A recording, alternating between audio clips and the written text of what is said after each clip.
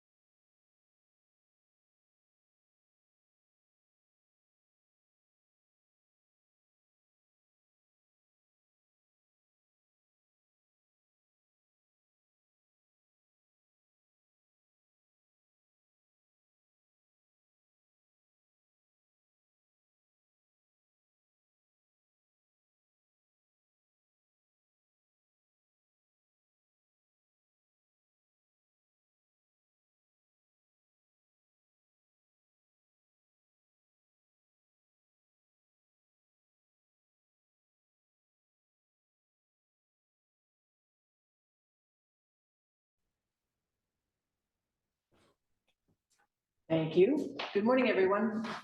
Welcome to the goal setting meeting of the Board of Commissioners. I will call us to order and do a quick round of introductions. I'm Zan Ojero, this year's chair. Pat Malone, Commissioner. Nancy? Morning, Nancy Wise, Commissioner. Rick Krieger, Chief Financial Officer. John Webb, Board of Commissioners. Vance Crony, County Council. Rachel McEnany, County Administrator. Laura Wachowski, Board of Commissioner staff. Amanda Makepeace, Board of Commissioner staff. Okay, and in the room, introductions? Karen Bond, contracts and purchasing analyst. Welcome. Phil Hayes, Mon County Park Board and with the Department of Federal Fiscal Program. Chelsea Young, Deputy Director of Natural Areas Parks and Events. Warren, Corey Grogan, Public Information.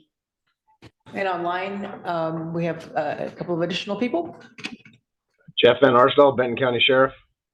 Tommy Douglas, Executive Director, Natural Areas, Parks and Events. Thank you, everyone. I have no announcements. Does anyone else? I will move on then to take a quick look at the agenda. I don't know of any changes at this point in time, so anyone else has any additions, amendments? Okay, then we will approve the agenda as it is printed and move on to our new business. The first item is acceptance of purchase of the sale agreement for 4185 Southwest Research Way. Krieger. Thank you, Chair Ogerow. So today we come before you to request authorization to enable the Chair of the Board of Commissioners to enter into a purchase and sale agreement for the acquisition of the property at 4185 Southwest Research Way. Real quick background for everyone, as you all recall, we entered on November 28th into a letter of intent to acquire this building for the purposes of our health department and children and family services. As part of that letter of agreement, we came to understanding on the price at $3,795,000, but we also had a due diligence period in which we were to inspect the property, review it to make sure that it was going to continue to meet our needs. But more importantly, was there any infrastructure issues? We did have that property inspection done. And for the most part, there were, your minor issues, but there was one major area that came to our awareness, which was around the HVAC system. And it was giving, some of the estimates we were hearing, I'm going to say roughly between $200,000 and $300,000, but maximum $300,000 price. Went back to the county council and used our real estate analyst to go back to the seller and suggest that we might be credited for that. We proposed a $300,000 credit to our $3,795,000 offer.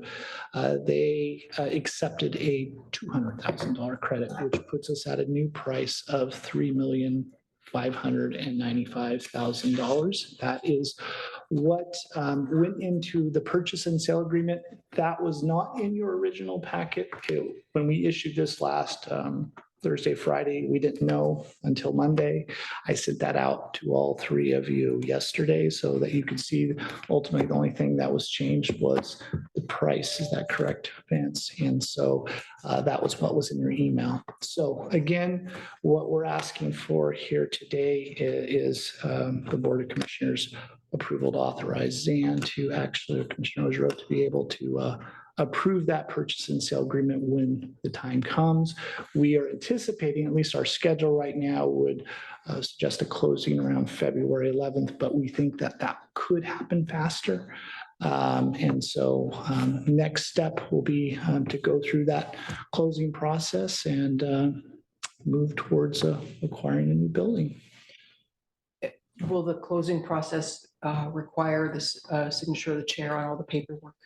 Yes, and that's why the motion is phrased as it is, so that we don't need to come back any further, and that if you're around, when I are am you in coming DC. back? Yeah, I'm in Washington DC until at least through the 14th, most likely, or maybe back on the 14th. It's not clear yet. So that's why I ask. Okay, so perhaps the motion should be phrased to allow the chair or the chair's absence, the vice chair. The vice chair will also be in DC. How about the remaining commissioner and to allow any of the three commissioners to execute the documents necessary to complete the transfer? That sounds like a good plan. Oh, we didn't realize. Yeah, no, Three of you sorry. were gone. Yeah. So we, and I thank you for Commissioner Ogerow for pointing out, I said to enter into a purchase and sale agreement, but the motion does say and any other Yes. document. So anything associated with that closing, but to Vance's point, I think getting approval, I guess, for any of the three commissioners that are available to approve. That's appropriate. And just one additional comment, the purchase and sale agreement that you have before you is, I would say 97% complete with the addition that Rick sent to you yesterday. It's been sent to NERSA for its review. There could be a tweak or two, but nothing of any substance. That's why you don't have the final document for approval. And then just one last reminder to the board as it relates to the actual financing of this building. As I think all three of you know, we have a current request into the state legislature in relation to the acquisition of this building. We also have been approved to use a current capital grant that we have through the CHC, approximately 614,000. So there will probably be some timing between that, but no need to worry. We can work through that. And as I explained to you before, there's some contingency plans in place if things weren't to go exactly how we had planned in terms of the state legislature. But I think we'll talk a little bit about that later with Zach when he comes. Thank you. Questions from my fellow commissioners? I don't think so. I just appreciate how quickly this project has come before us and move through the process in a timely manner. So A lot of thanks to Vance. He's been great to help me also in the process along with our real estate analyst, Gary Poole. So thanks, Vance, for all of your guidance. Yeah, I throw a lot of props to Gary Pond. Gary's been invaluable. great. Okay, well, I'm ready for a motion then. I move to authorize chair to enter into a purchase and sale agreement and any other documents necessary for the acquisition of property located at 4185 Southwest Research Way, which will be targeted for meeting the space needs for Benton County's children and family services and programs. Can I make a friendly amendment to that and just change chair to any commissioner, any of the Benton County commissioners? Okay with that, Pat? Yes. Okay, any further discussion? All in favor of the motion as amended, please signify with an aye. Aye. Aye. Okay, thank you very much. We're moving on now to another property acquisition project, the acquisition agreement for the McBee Campground property. And that will also be. I know I'm listed, but I'm actually Jesse. going to probably punt over to Vance to kick it off. And then Jesse will be here for any questions. Yep. So as you know, this is the McBee acquisition. We've gone through the LOI. You're aware of the process. The property has actually been conveyed from Hull Oaks to Afrana, and that conveyance, which was the driver for which was Hull Oaks' desire to have that property conveyed by the end of the tax year 2023. That was accomplished.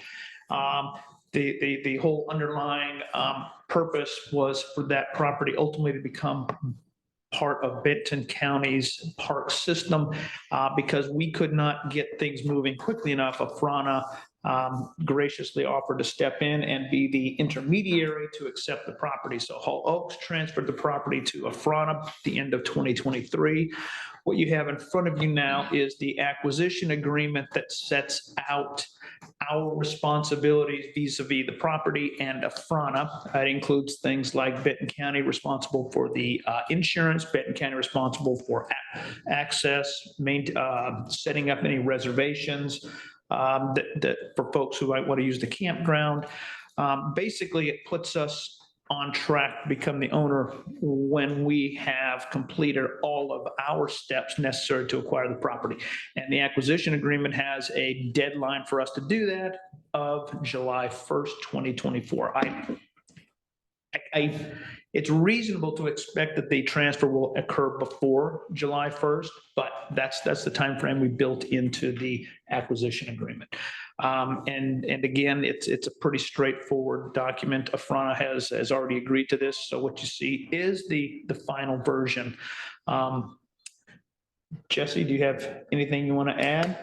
No, we're all set up right now for the used area. So we've got a gate and a kiosk and instructions and warning signs and rules and coordinated with the sheriff's deputies and everything that we need on our end. So right now it's operating as a day hiking. I'll just add that we do have everything tied up in terms of insurance. We are liability and we have a front listed as our additional insured on this. So everything's in place and I'll make sure that there's a copy of that. Liability insurance. And then to commemorate the occasion, we wanted to give the commissioners a copy of the history of the Benton County Park System by Dr. Phil Hayes behind us here, Park Board member in the front chair. And just thank you to Afrana for helping us with this acquisition. A huge hooray. Thank you very much to all of your members and especially to the two of you. Thanks to Tommy and Jesse and Nancy All of us. for the teamwork. Yeah, and of course, it would not be possible without the Nystrom family and Alos. Thank you, everyone. Okay. Sound of silent clapping online. It's a golf clap. Okay, I am then ready for a motion. I'll move to approve the acquisition agreement for the McBee campground property and authorize the chair to sign it and all other transfer documents related to the acquisition. Second. Any discussion? All in favor, please signify with an eye. Aye. Aye. Thank you. And again, this also carries forward when it comes time to actually sign the deed. The chair now has the authority to sign the deed without coming back to the board. Okay, moving on, and thank you for the books. I look forward to reading it. Moving on to item 3.3, the Oregon Health Authority Grant Agreement.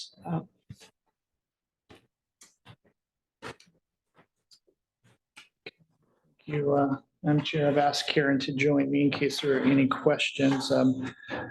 First of all, we're here today to ask, again, authorization to enable the chair of the Board of the Commissioners to execute a grant agreement with the Oregon Health Authority in the amount of $1,126,592.21. That matches exactly the quote we have for the purposes of this particular grant, but again, purposes obviously is used to mitigate contaminated soil at the Benton County Crisis Center project. You all know that we identified some unanticipated issues.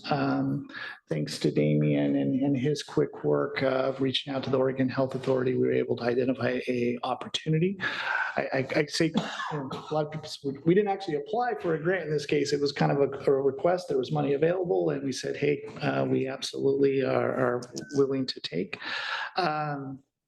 So that's the purpose of this. Normally we would not, because we did actually get this approved in the last budget supplement, we would not be bringing this forward, but there is a little bit of an unusual piece about this particular grant in that it actually has to be not only executed, but actually recorded against our property because there is a restricted use of the property. Having said that, I want to make, first of all, give Commissioner Wise absolute props for today for catching a particular item in our packet on the restricted use. You might note that it labeled that there would be restricted use of 16 beds in the crisis center, of which we don't have 16 beds. I think that there was some confusion in terms of getting that straight with the Oregon Health Authority. And council had suggested that that be up to 16 beds to give us the flexibility. I think there's also maybe some questions in terms of the individual on that restricted use, actually who is served.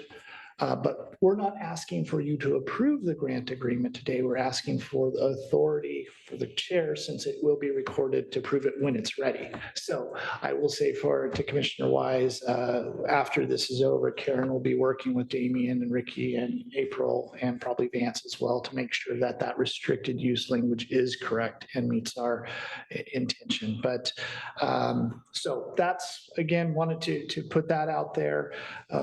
Again, the grant will be specifically for the quote that we got for the additional work out at the crisis center. You know, that we've had that challenge as recently even as another one, but everything right now is still within budget as we speak. And so this, once we're able to work through this issue with the grant agreement, we will move to get Commissioner Ogerow to sign off on it, get it notarized, and then work with the James to get it recorded against the property. So that's what we have before you today. Stated, yes, so we'll just kind of tidy up some of the language there and present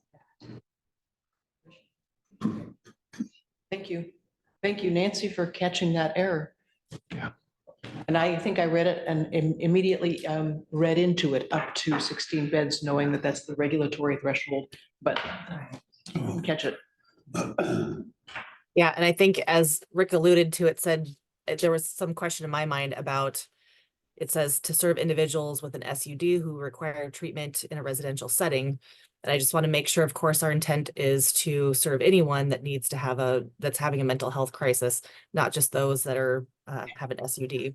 And I think the way it's written to include those that have an SUD diagnosis, but not exclusively. That's the way, yeah. I don't know, when I read it, it says shall fill or hold vacant and available within the project, 16 beds to serve individuals with SUD. Yeah, that needs to be clarified. Yeah. But the next 4.2.2 does clarify that it can be for new, anyway, you guys will figure that all out. I am trusting that all of staff and that the chair will get this all ironed out. So I will vote yes. Thank you, Commissioner Wise. Appreciate it. Okay. Is there any further discussion and further questions about this agreement? Again, thank you to Damien for reaching out to our colleagues at the Oregon Health Authority and to the Oregon Health Authority for moving very quickly to meet our need. Motion? I'll move to authorize the chair of the Board of Commissioners to execute a grant agreement with the Oregon Health Authority for $1,126,592.21 to be used to mitigate contaminated soil at the Benton County Crisis Center project site, as well as any other documents related to the grant agreement. Second. All in favor, please signify with an aye. Aye. Aye. Thank you very much. Thank you, Karen. We'll move on now to what I think will be a fairly brief discussion of renewing our Housing Alliance membership. And I believe that April Holland is here partly to help inform any of that, since it's April's staff that have been primarily involved with the Housing Alliance. But we received, or more, do you want to introduce this one? I can do it. I'm certainly happy to. We received an invoice for 2 fiscal years, the current fiscal year and the previous fiscal year for membership in the Housing Alliance for those 2 years. Typically, all membership, organizational memberships come before the board for approval, including those for renewal. And I think that in this case, there was staff turnover and COVID issues, and they simply didn't bill anyone. So we are facing 4 years of renewal all at once, the 2 past years and this biennial. So that's where we are at this point in time. We just wanted to bring it before the board for approval. The Housing Alliance gives us an opportunity to stay up to date on all of the housing legislation that's pending before the legislature and to get a feel for what the broader network of housing supporters and homelessness advocates are advocating before the legislature. It also, we have an opportunity at any time to put bills forward before the Housing Alliance and get support from that entire alliance for those that legislation at the legislature. So it gives us a little bit more leverage as well. So far, it's been a good opportunity. It's kept us much more informed about all of the housing and homelessness issues. And it's been a benefit to our coordinated regional office. I am in support of this membership. But I welcome input from my fellow commissioners and/or a motion. We're talking about 2 years here. I assume we've been a member of this group previously. Yes, Okay, so this is just a continuation. yes. Reason we haven't heard about it for a while is they didn't do the billing. Okay.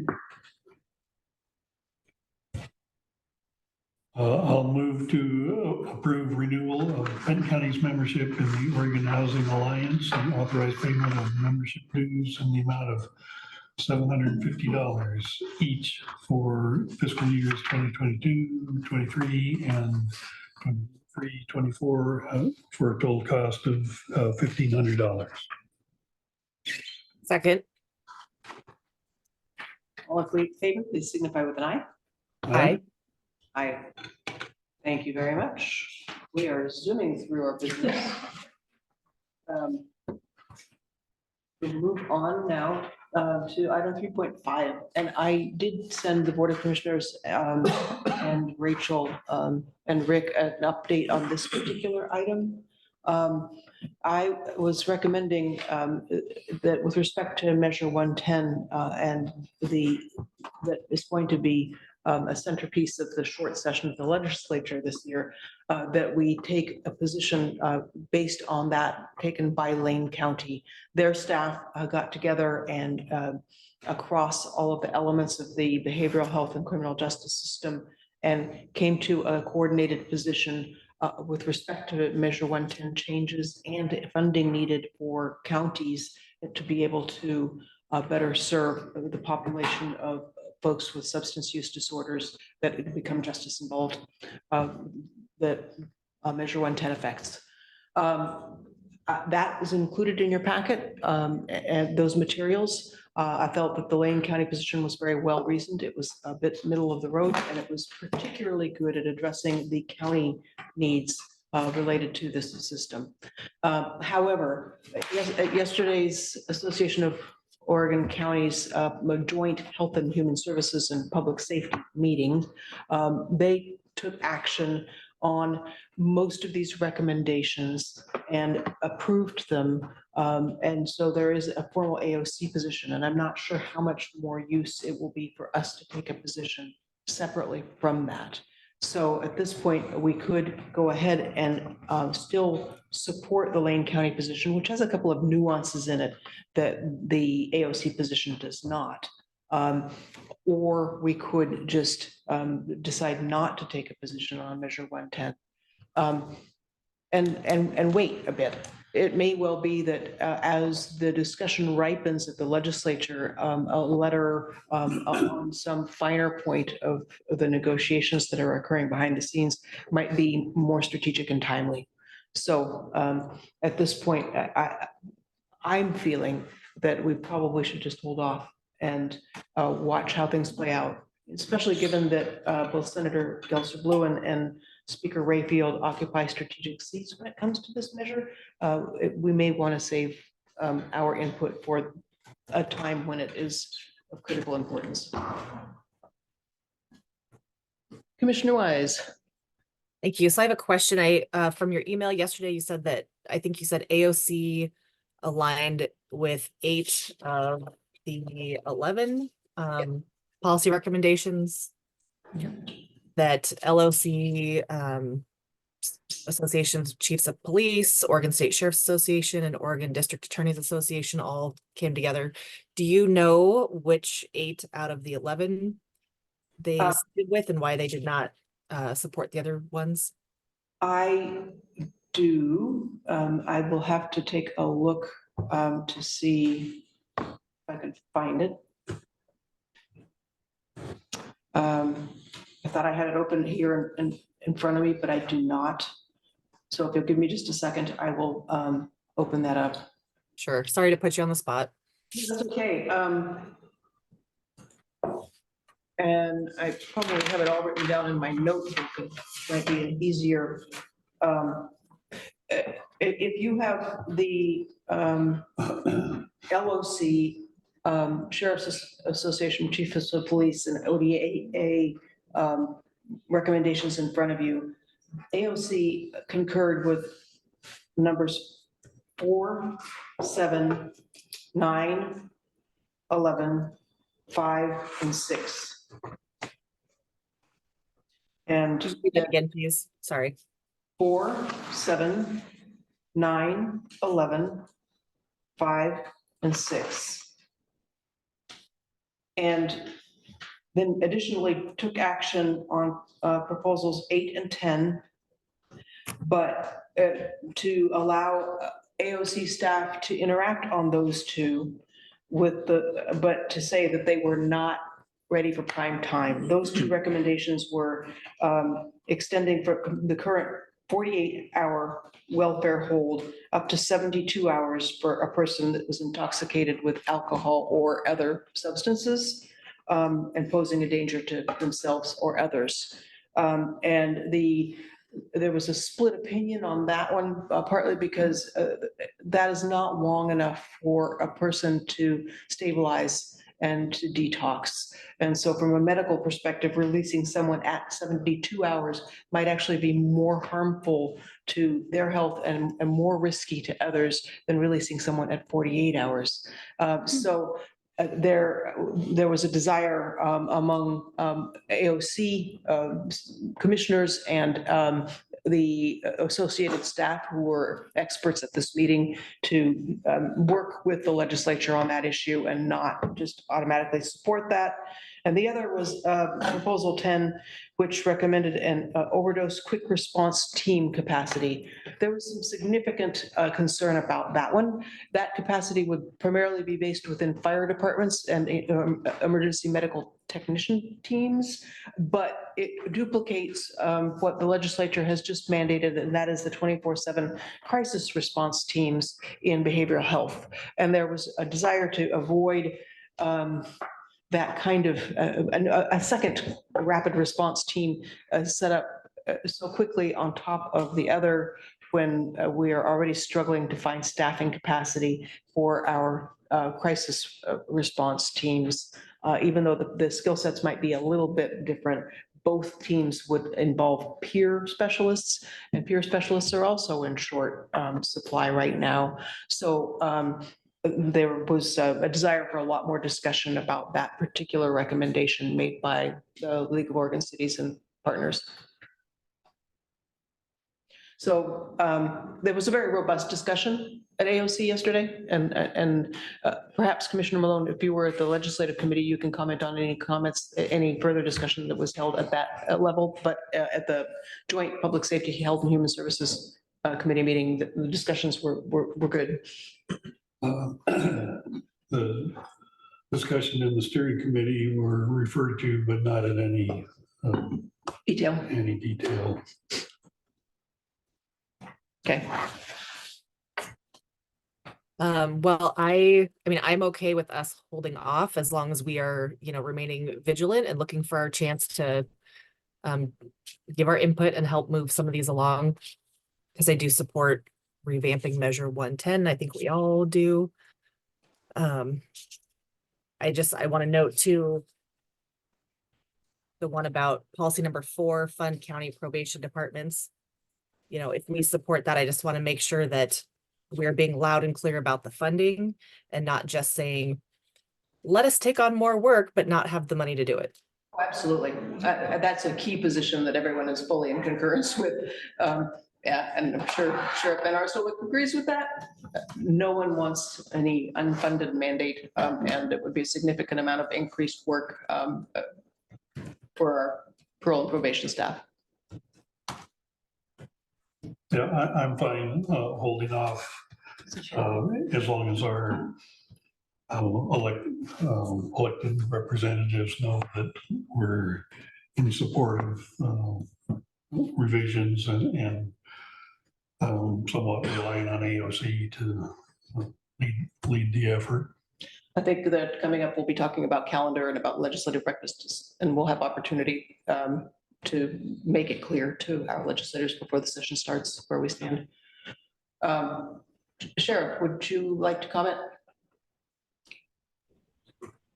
I appreciate that, Commissioner. I appreciate the thoughtfulness that's being put in with this. I would agree. I think with the short session looming, it might be in the best interest just to hold off and maybe we can carry a little bit more water later on and as they move into February and start proposing legislation. I think that would be ideal. As I've explained to you, I just want to make sure that the funding is there. If we, whatever we move forward with as it relates to Measure 110, we have to ensure that there's funding. So. Thank you. Representative Lewis was in attendance at the joint meeting of the Public Safety and Health and Human Services steering committees yesterday morning. He is intending to introduce an omnibus Measure 110 bill. So it was great to have him there at the meeting. He did not participate actively, but he was listening to the entire conversation. So I think that the conversations that are going on appear to be very productive at this point in time. And I'm grateful to see that. I was also really grateful to hear that there was a consensus among AOC member commissioners. That has not been the case up until now. So this was a good discussion. Okay. Then we will move on to implementation of addendum to the agenda process. Maura.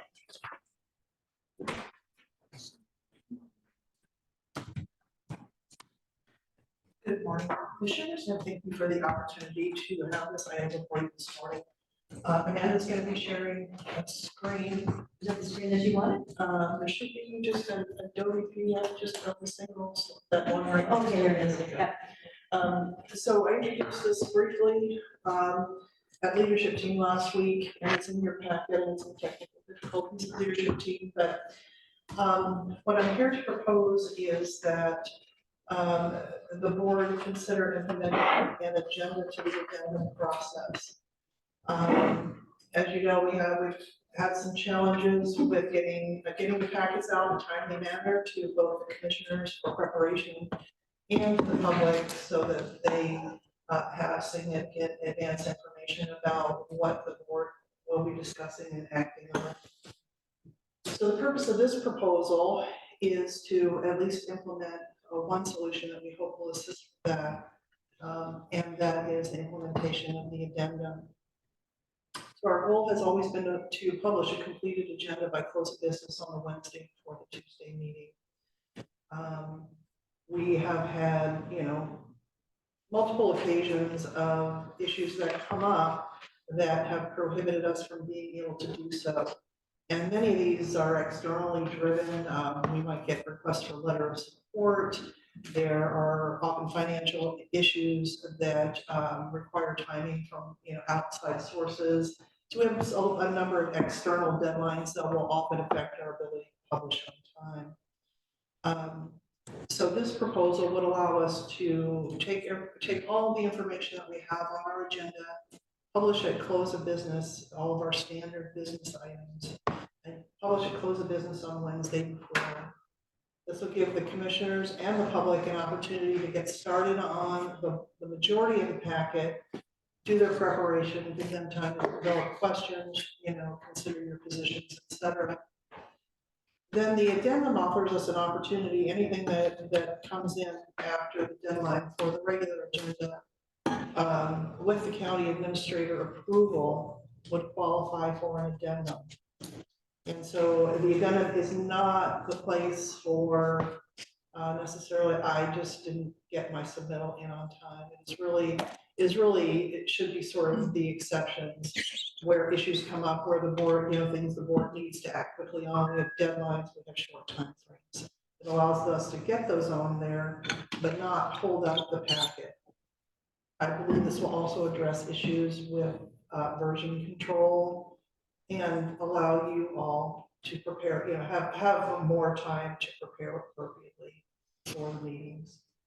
So I'm coming before you to ask you to approve implementation of an addendum process, and then I will work with the county administrator to set her procedures for the approval process for what qualifies for the addendum. And then we would publish the addendum, as you see, Friday at 2 p.m.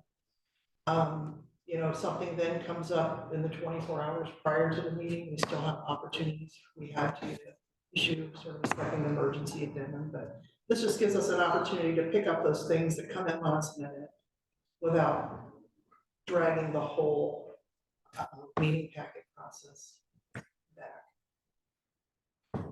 Just want to add for folks who may be watching this online or look at it later, that Laserfiche is our system that we use to put together our packets per week.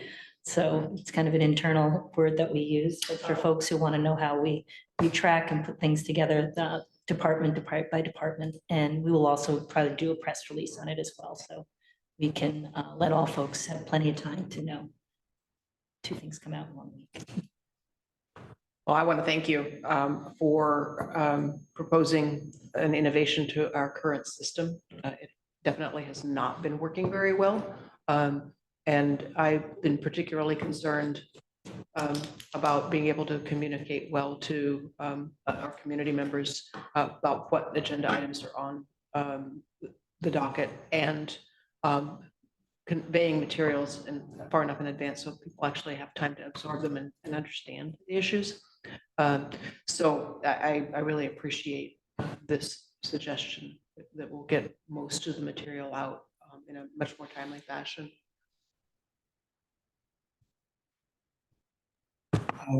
Yeah, I appreciate the effort and just trying to coordinate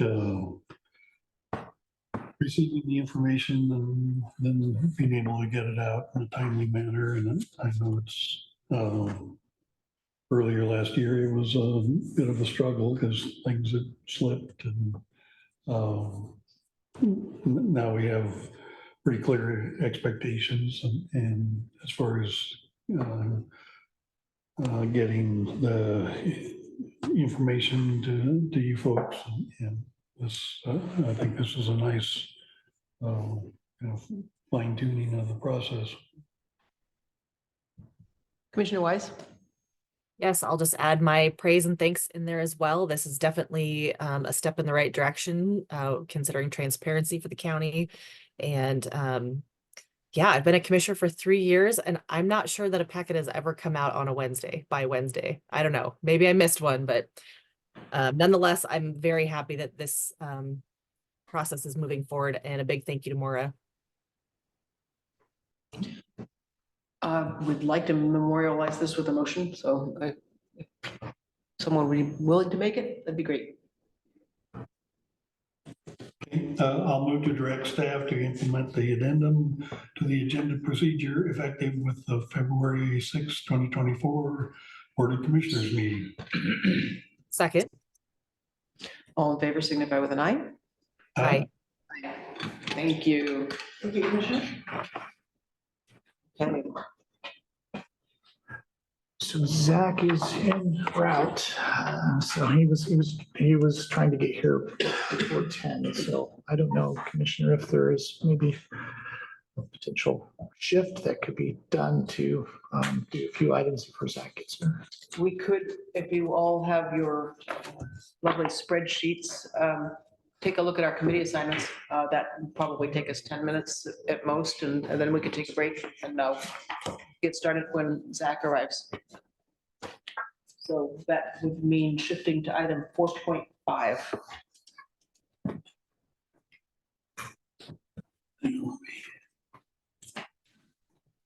Fetching spreadsheet. Okay.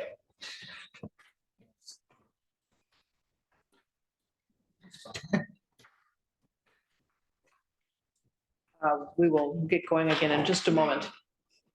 Just walked out. Yeah, Commissioner Malone went to fetch his paper version of this big spreadsheet.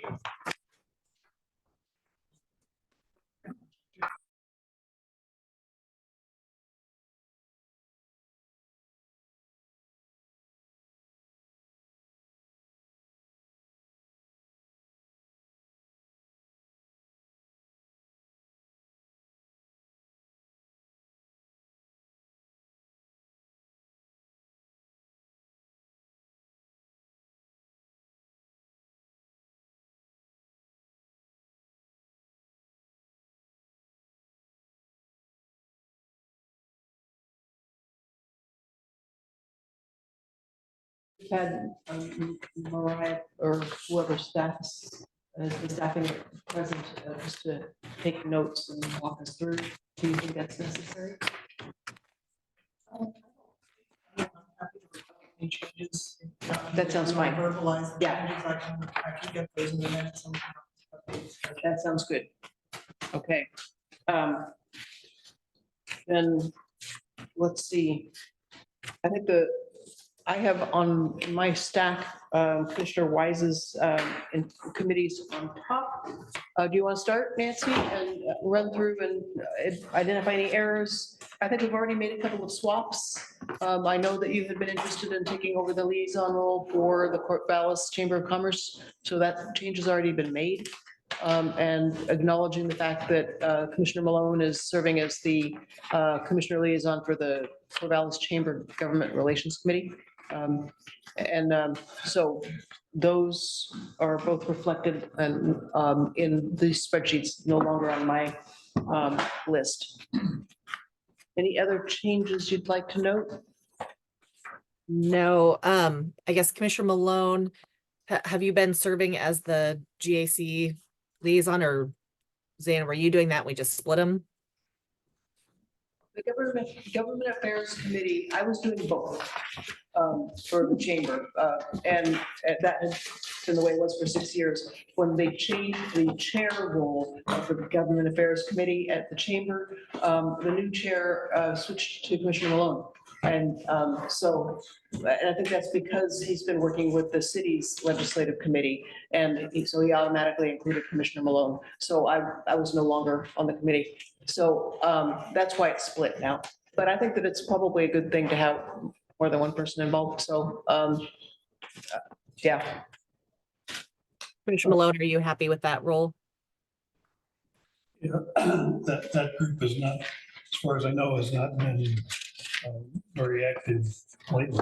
I remember a couple meetings last summer, so I'm not exactly sure. The new chair, I think, who Yeah. had some enthusiasm, and was trying to get things going. And it's been several months since I've heard Okay. anything. They used to meet monthly. When I was in my first several years in office, it was a very regular meeting. And it focused largely on Corvallis issues. But it always presented me an opportunity as a commissioner to provide an update to the Government Affairs Committee of the Corvallis Chamber. And I found that to be a really good way to get county news out and in circulation. So that was, for me, the primary value of that Government Affairs Committee. And the same role at the Chamber Board, providing the monthly updates to the Chamber Board about things going on at the county was very useful. And I always learned more about what was going on in the greater community and in the city of Corvallis at those meetings. That was the primary value for me. Yeah.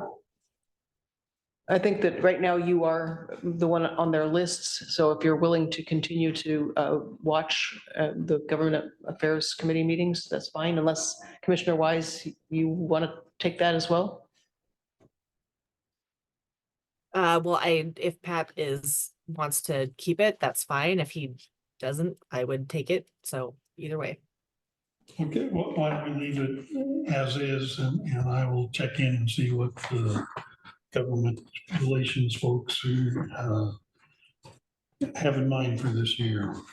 Perfect. And I think I did hear that they were meeting, but I could be confusing that with something else. They probably just don't know to reach out to us, would be my guess. There has Reach out to. some significant disorganization since the staffing changes at the Corvallis Chamber. So I think it's very well worth reaching out and getting re-engaged. And that the changes have occurred not only at the staff level, but at the board level at the same time. And a lot of past practices shifted. So, yeah. Any other items to highlight on your list, Nancy? Nope, I'm good. Okay. Commissioner Malone. How about you? Bless you.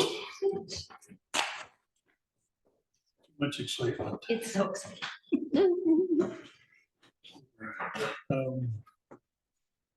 Oh, the only one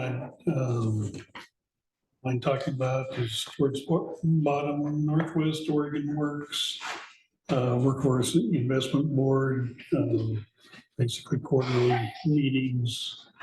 I don't need to go over the whole history, but we are part of a group of with Lincoln, Tillamook, Clatsop, and Columbia counties. And so we're the only Willamette Valley county in this group. I have some concerns about the executive director and her role. But I have a lot of history with it, and I'm not sure how much more energy I have to put into trying to change or fix our relationship there. But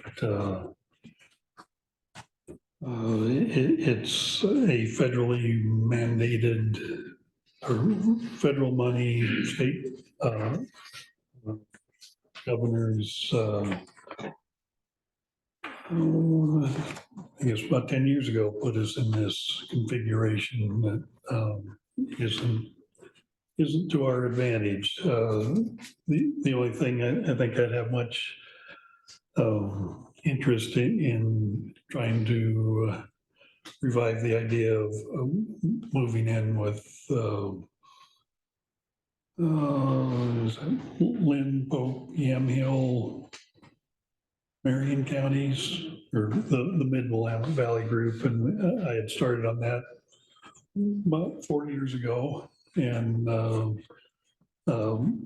would require effort on the governor's staff and pandemic hit. And in fact, we sent in a formal application to change, and I'm sure that's somewhere. It might be in Governor Brown's administrative files. Archives, Mhm. yeah. So, and I'm willing to continue, but just let you know that that one I wouldn't mind at least getting help with. I think that I'm not gonna take on any new issue areas in my last year in office, so I'm definitely not going to volunteer. And it might be very timely to change when there's a new commissioner in office next year. Yeah, I can agree with that. And my schedule is full. I do not have room for anything else. Okay. Anything else? Okay, I don't have any changes to mine. I went over this a couple of times with Mariah and made some small changes and tried to update some of the staff contacts. But I think that we are pretty well set at this point. So I wanted to thank Mariah because this process has gotten faster and easier every year. It'll be more complicated with the new commissioner coming on board next year. But at this point, I think we are on a good track. So thank you. Okay, I would like to take just a 5-minute break before we jump back into item 4.1 and welcome Zach. So reconvene at 9:55.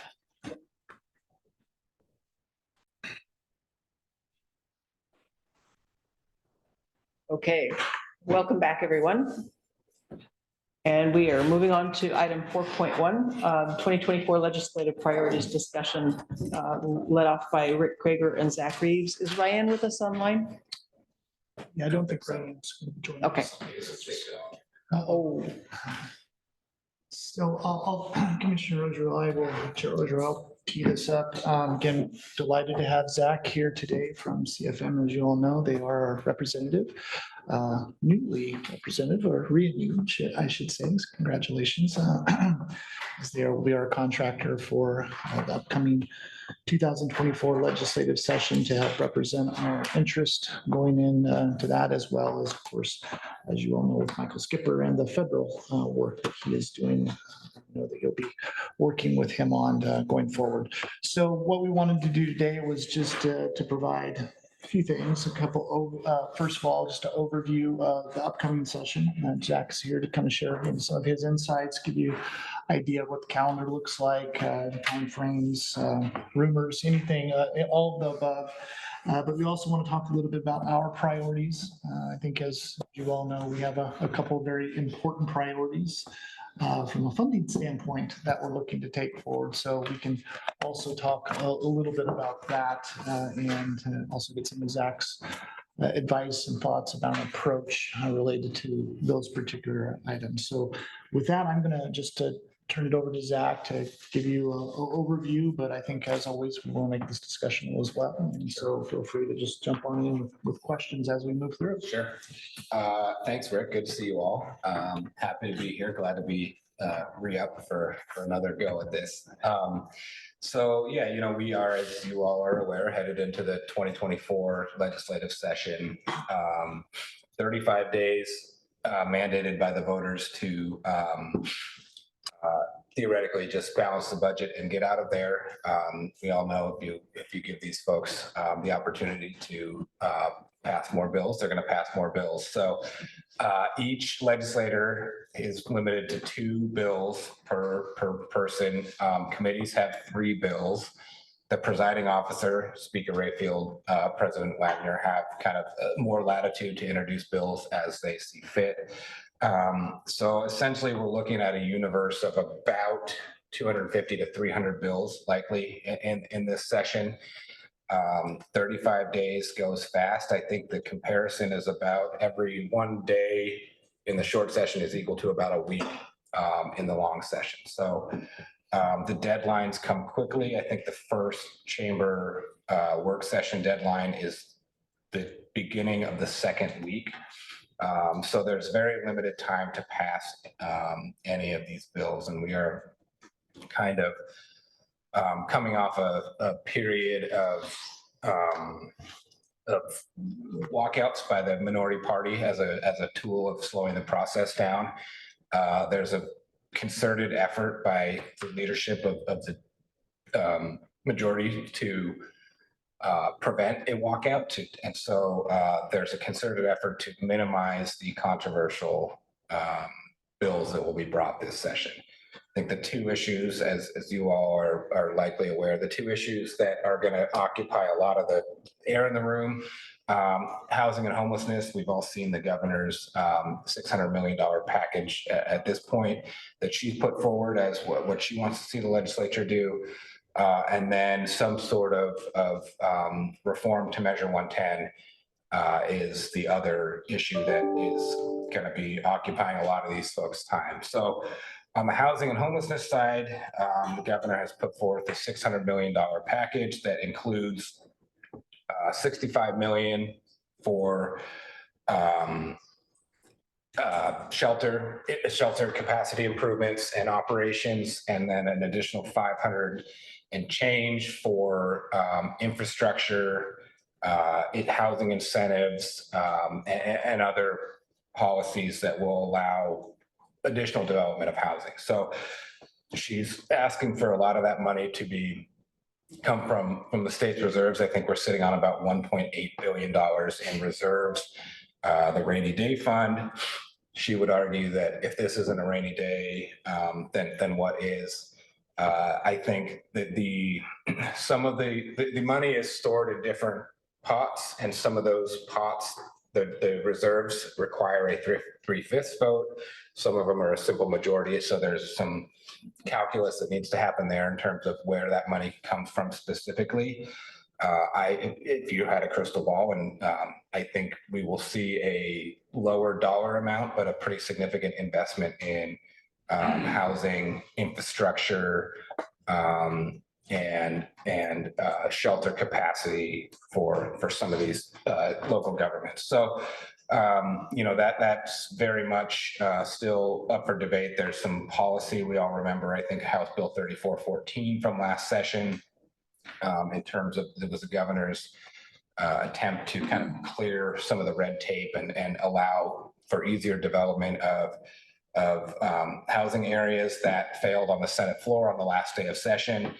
The governor's office has done extensive outreach mainly to cities, because they're the ones that are most directly impacted by this, and has incorporated a lot of their feedback into a new proposal that's pretty similar to what 3414 was, but has some concessions to cities to try to get that one across the finish line, and kind of increase the ability for developers to develop, to build more housing. So we've seen draft language on that from the governor's office. That is, the LCs were due to be returned by legislative council yesterday was the deadline for them to get them back to legislators. So we'll start to see a lot of legislative language here this week. So it remains to be seen whether, where LFC and cities specifically land on this new proposal, but that will be part of the $600 million package that the governor has proposed. On the Measure 110 side, as you all just discussed, LOC, AOC, sheriffs, chiefs of police have all arrived at the same position, which is helpful for you all as we move forward to this. On the legislative side, there's very little consensus as to what to do there. Many of the Republicans have advocated for a full repeal of Measure 110. I think given that they're in the minority, it's incredibly unlikely that that's the end result. But somewhere in the middle between leaving it as is and full repeal is where we'll end up. There's a significant amount of disagreement internally in the legislature in terms of what to do. So that is kind of the wild card in session that we're likely to see. There's an acknowledgement on all sides that something needs to get done, and that leaving it as is not, the status quo is not going to be acceptable politically or functionally for the state. So there will be some sort of recriminalization likely. It's just a matter of how far they decide to go. So I'm going to stop there. If you all have any questions, comments, Rick, if there's anything else you want me to cover, I'm happy to do so. Why don't we just pause, see if it, kind of from a high level standpoint, any questions, thoughts about sort of what we're seeing going into the session. Probably a lot of this stuff maybe you've heard also through AOC, but just check on that. Well, I hadn't heard about accessing the rainy day fund. What was the total? So the governor's asking for 600 million.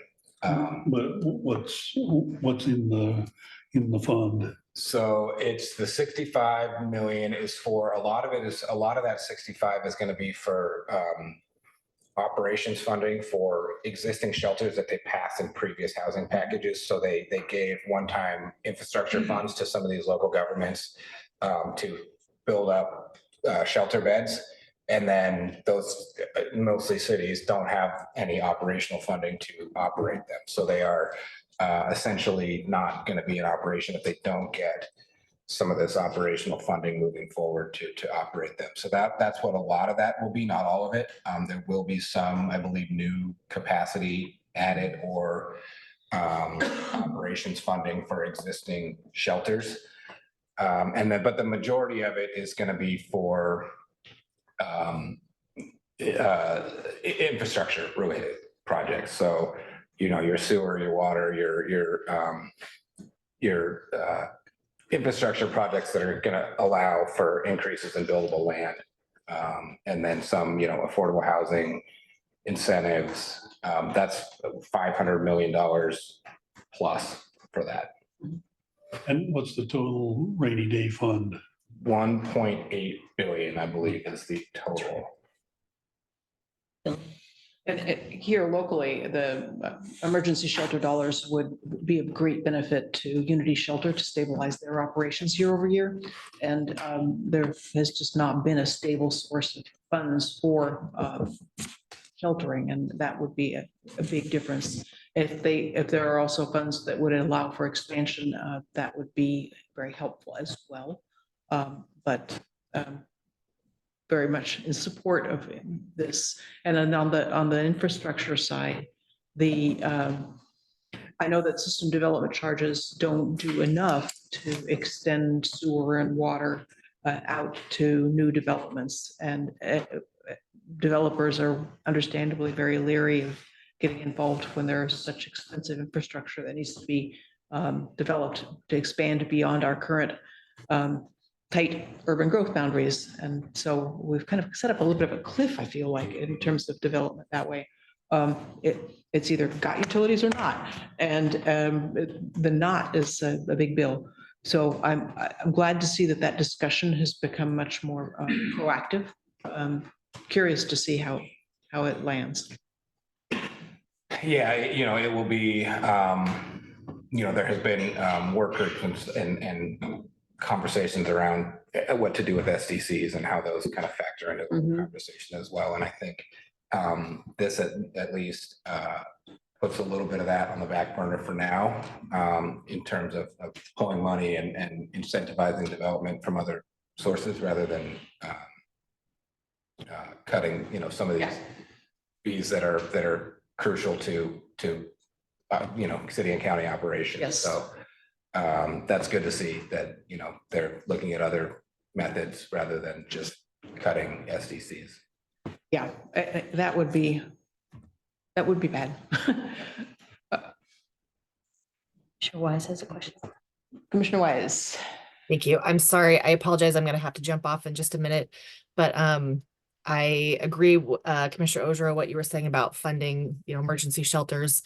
Is it my understanding from what we just said is the money for that would come from the 600 million of the rainy day fund?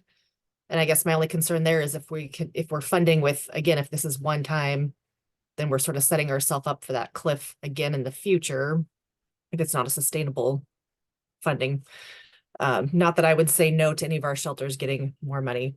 And then I guess the last thing I'll just say before I have to leave, I look back at the last survey we did, and the top 4 issues that our community members had were homelessness, affordable housing, crime/drugs, and climate change in the environment. So that's where my focus is.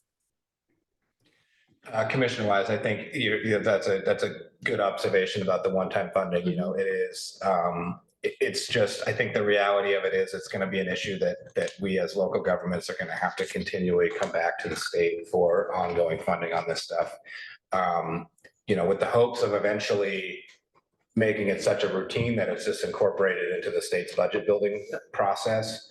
That's a aspirational goal that I think a lot of these local governments have, is just to make it such a routine that when the agency goes through the agency recommended budget process, they start building in shelter operations funding as part of their overall strategy. Yes. Yeah, just one comment also to that, and I appreciate Commissioner Wise's point about the one time. I think, as you all know, the conversations we've been having with Rebecca and April and others is around how do we start to be a little more creative in the use of our dollars as it relates to, the flexible spending dollars, and how do we partner with other organizations to try to demonstrate the outcome that we're achieving and the cost savings that are generated from that. And I'm very intrigued by the idea of a affordable housing pool, a homelessness pool of dollars that we can actually be able to revolve, as opposed to always relying on that one time. And I know that's still a lot of work ahead, but the one thing I would say, and Zach, you probably know this, but to the extent that the dollars that are allocated provide us with that ability to be flexible and innovative with it and not have these strict parameters in terms of how you use it. I think we just have to think outside the box a little bit because Commissioner Wise points right on. I mean, we're going to be having to continue to go back to the trough to be able to get those resources, and they may not always be there. So if we can design those very creative solutions, which I really applaud what Rebecca's doing and thinking about around that, I think that's the way to go. So flexibility, flexibility. I think that that's a very good point. And I know that from the standpoint of the legislature and the agencies and the governor's office, it's all accountability, accountability. So there's always a tension. Yeah, but from a county perspective, we need as much flexibility as we can get. One more question.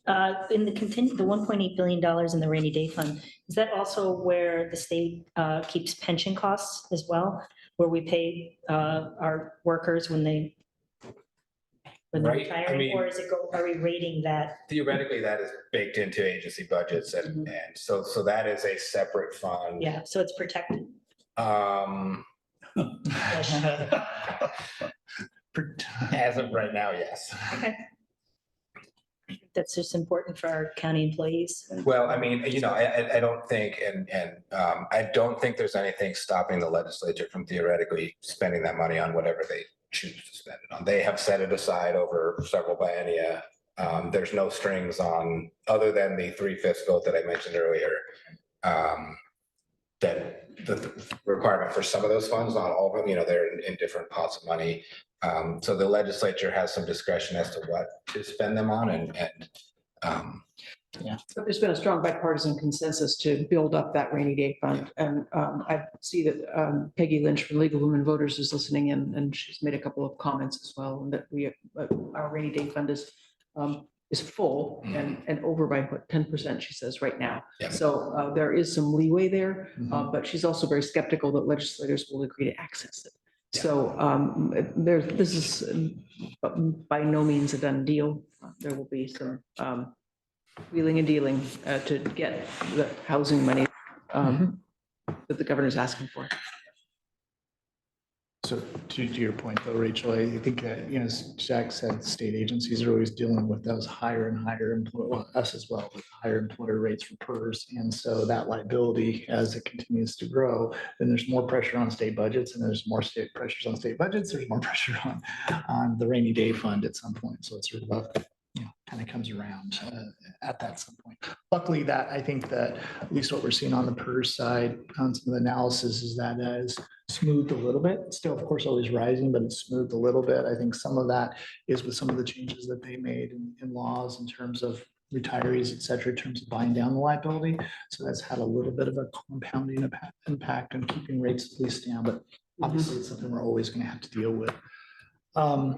So to shift a little bit in terms of the discussion to kind of get more specific to us and talk about our priorities as we go into this session, as I think you all know, we're kind of looking at two major priorities that are related to funding, specifically the first being, as we discussed earlier today, with your action on entering into a purchase and sale agreement for our Children and Family Services facility.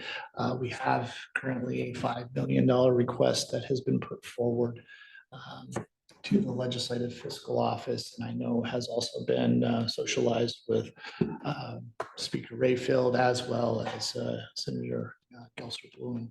So that is obviously something that's very, very important to us as dollars from that would help us with the acquisition of our facility.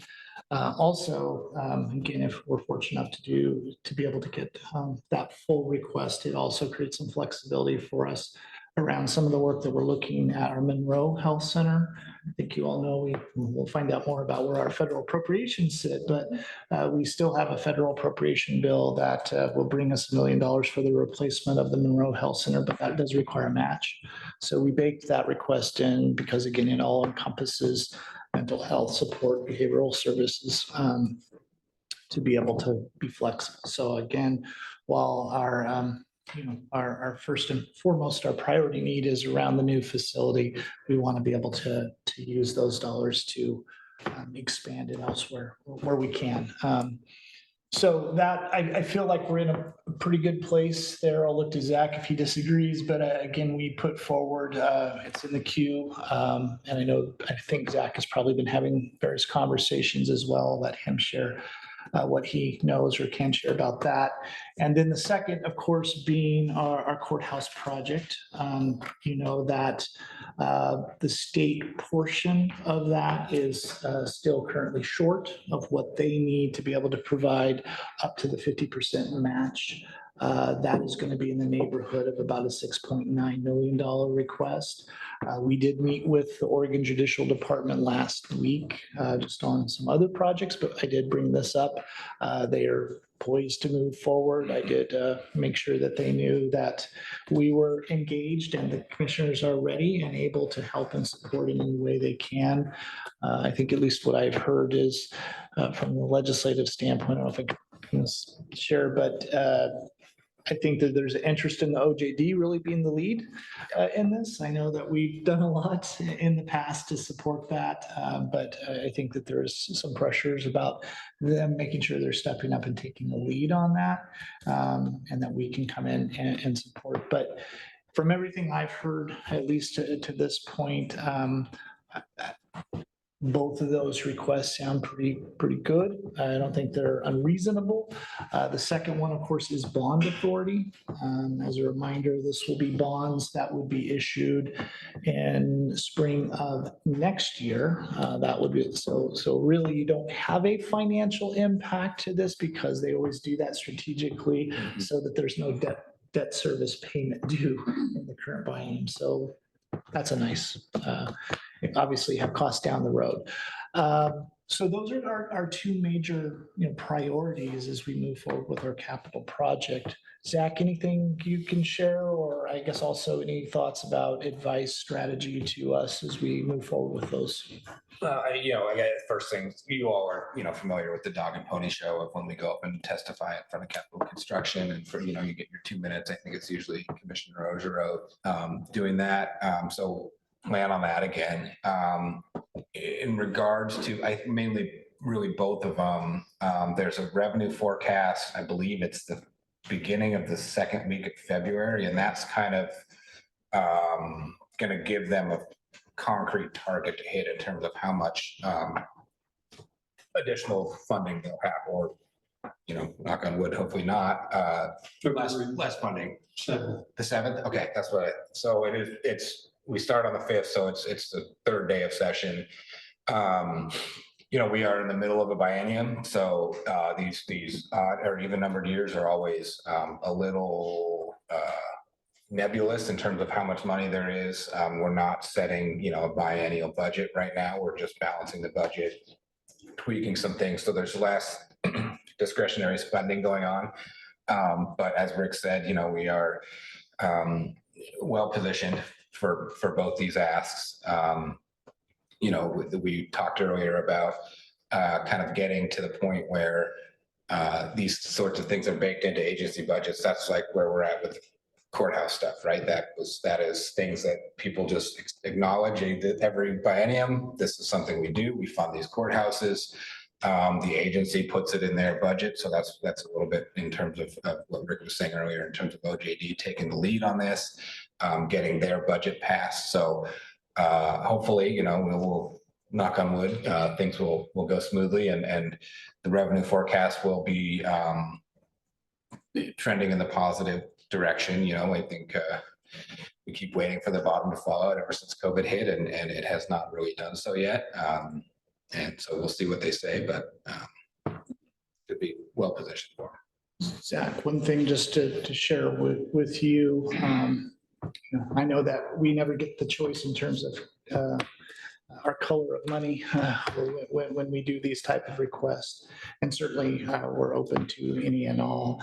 I think obviously the first project, our Children's and Family Services facility could certainly be a bond-funded project.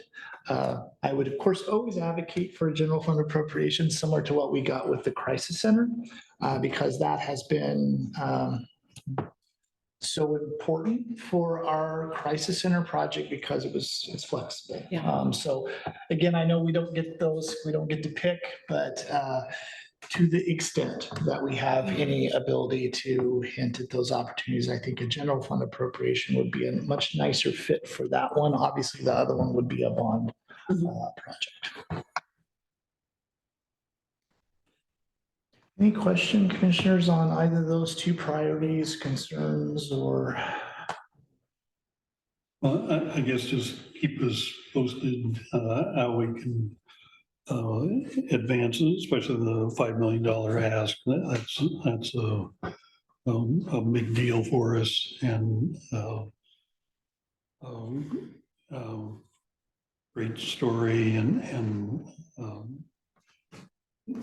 we just talked about it before you came, of authorizing money, and that it's kind of a two-track system, the legislative ask and our own timetable, but that's a exciting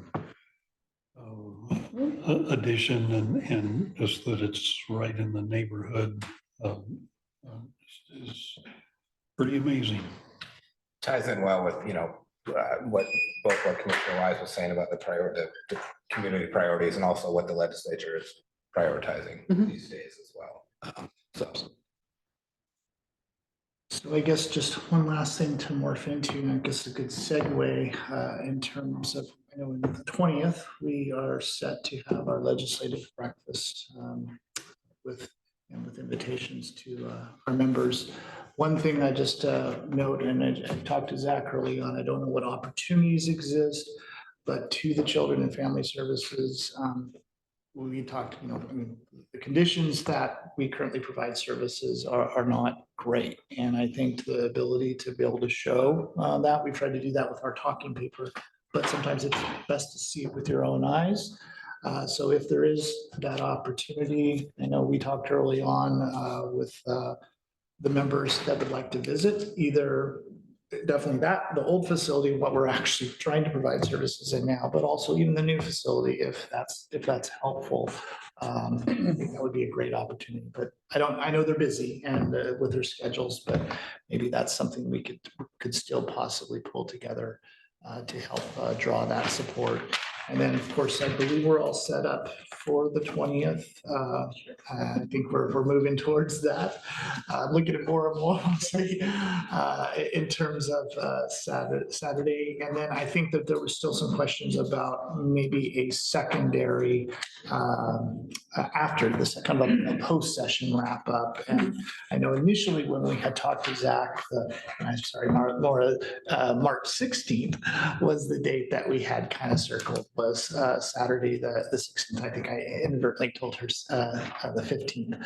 But if that, I think the only reason that we thought that might not work is because we didn't know if the session would actually be done then, because it does, I think the calendar calls it to go up to the potentially that week before the 16th, which was one of the reasons that we had suggested that.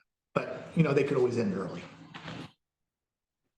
March 10th. March 10th, thank you. March 10th is, so that was kind of the strategy when Rachel and I had talked to Zach, was thinking that, okay, what if it does go all the way up to the 10th? They obviously may not know the results. And that March date was already confirmed with the League of Women Voters, correct? Because they have an end of session update as well. They That was have my something understanding. Coming earlier in March. Oh, earlier in March.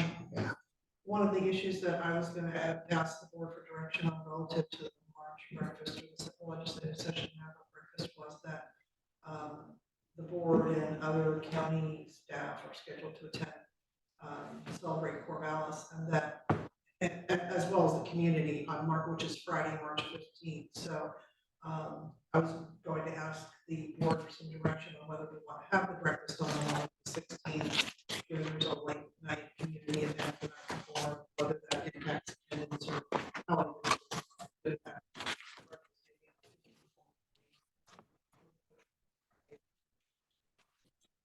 I know we've traditionally try to line these up with what the League of Women Voters Mhm. have done, because those are events that generally our delegation likes to attend as well. So I don't know, but sounds like they are maybe on the 9th.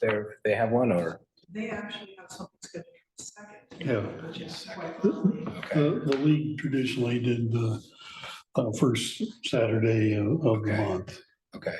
And well, Peggy Lynch is online. She works primarily with the state League of Women Voters rather than Corvallis. But Peggy, if you do have information about that, that would be helpful. I don't know. Okay, thank you. Thank you. Yeah, so it's just a question of whether we want to stay with the same date. And I think we're more likely to get Senator Gelser Blue and Representative Rayfield, Speaker Rayfield, if we stick to the same date. It's just a higher probability, but we can also reach out and ask them if they would be willing to come for an after session wrap up. But I would definitely reach out and ask now, not wait until then. I'm gonna see the speaker on Thursday, and I can also stop by Senator Gelser Bluen's office either tomorrow or Thursday and get some details if that's That would be helpful. Thank you. Okay. And we did get a confirmation that Senator Gelser Bluen is available on the 20th, but Speaker Rayfield, I'm not certain yet. Okay. All I got, I'll ask him on that would be great. I just heard back from a staff person that it's on the calendar for review. Chair Sean McGuire would like to ask a question. Yes, Sean. Pardon? I think so. You might want to come up to the table because otherwise hear you. people online won't be able to hear you. I'll get this chance, so I just want to take advantage of it. We're talking so much about budgets, and I was curious on, there was a story right before the holiday about the kicker. And I was curious if there's a lot of talk about that, and is that going to be part of the short session? Because this has a lot to do with the rainy fund, and for you, I was with the governor's budget, I was for a short stint. That's what everyone else. I mean, that's another thing that takes a vote. I think it's in the Constitution, so I believe it's either a 3/5 or a 2/3 vote. I think it's 2/3. It might be, I think 2/3 is right. Yeah, I think it was. And the reality is there's just not 2/3, they don't have the, what would be 20 and 40 and 20 in each chamber to do it. I'm sure you've seen the number. It's north of 5 billion now. Yeah. I think there's a lot of folks who maybe believe we could spend the money, it could be better spent, but, I think in coming biennia, there might be conversations around, property tax reform generally in the state. That's a hefty conversation that's not going to be accomplished, in a short session. Absolutely. I haven't seen that much momentum. Yeah. So- Much press, and also nationwide, a lot of the states are Prop 13 or others, and I would just in the long term. budget. Sure. Thank you for that. Yeah. Senator Morris worked on that for a decade, trying to get rid of the kicker, revise the kicker, and to, instead of the 2%, the revenue forecast has to be within 2%. I think he 6%, move pieces around, reduced income tax, revenue neutral. And I think he was a Republican. He got better support from the Democrats than he did from Republicans. And this was in the aughts. And, he worked at it, had credibility as a business person and a moderate Republican. And I'm not sure he advanced the conversation at all. There were conversations, but as far as getting to anything actionable, I think he left. It's a heavy lift, and I think the poor state economists are in a no-win situation, because if they put that number too high and it doesn't meet it, then all of a sudden you've got a budget gap that you've got to fill. And if they put that number too low and they exceed it, then a lot of that money is going back to the taxpayers. So it's a thankless job. Any modeler that gets within 2% accuracy is doing a really, really good job. So, yeah. I didn't mean to hijack the conversation, but it just. Fine. Yeah, sure. Yeah, of course. I do think that the property tax conversation is going to come up. It's definitely in the wind. It's been a discussion at the Association of Oregon Counties regularly. Peggy's also saying that it's likely to come up in the next session. Yeah. But it's not ripe for a short session, that's for sure. Tagging on that, reforming Measure 110, has there been enough discussion? Is there anything close to a package? Because there's not really a lot of time to kind of redefine and tweak and in this short session. You're absolutely right. I mean, they are up against the wall on this one, and there is an acknowledgement from all sides and all interested parties that something needs to be done. There's still some pretty significant disagreement, even internally amongst each caucus, as to what exactly needs to be done. So that's kind of, for me, is the kind of the wild card for the whole session. They have to do something. What they do is still a long ways from being determined. So I know there's a lot of conversation going on a very regular basis among the different parties. And so there's a strong interest in getting to some sort of compromise and an omnibus package. Yeah. And I think that there's agreement on certain areas. It's really the recriminalization that is the biggest issue. Part of what we were discussing yesterday was that as an association, we didn't want to weigh in on what level of recriminalization or anything else that needed to be left to the legislature and District Attorneys Association. But yeah, I think that that's going to be the sticking point, and we just need to see how the politics fall. no, the idea, ideally they get to 60 votes in the House and 30 in the Senate, but all they really need is 31, 16, and 1 to pass something. So it's complicated, and folks have been working hard for a long time on getting something that works for enough people. Would it be possible, instead of, well, like you were saying, these 11 items or whatever need fixing, would it be possible to do the low hanging fruit and say there's good agreement on these 5? Let's advance this in the short session and keep working on the more difficult issues, or is this a package that? I think that would be the worst case scenario for the outcome for them in terms of how this works. But because that would take the pressure off of doing a comprehensive. it would just kick the can down the road essentially. So they would still, they still have to get to a final conclusion, whether that is by the end of the 35 days, or whether they have to come back in some sort of special session for that. Is that's we're getting way ahead of ourselves here. But it is there is consensus. The one thing they all agree on is that something has to be done. So more to come on that.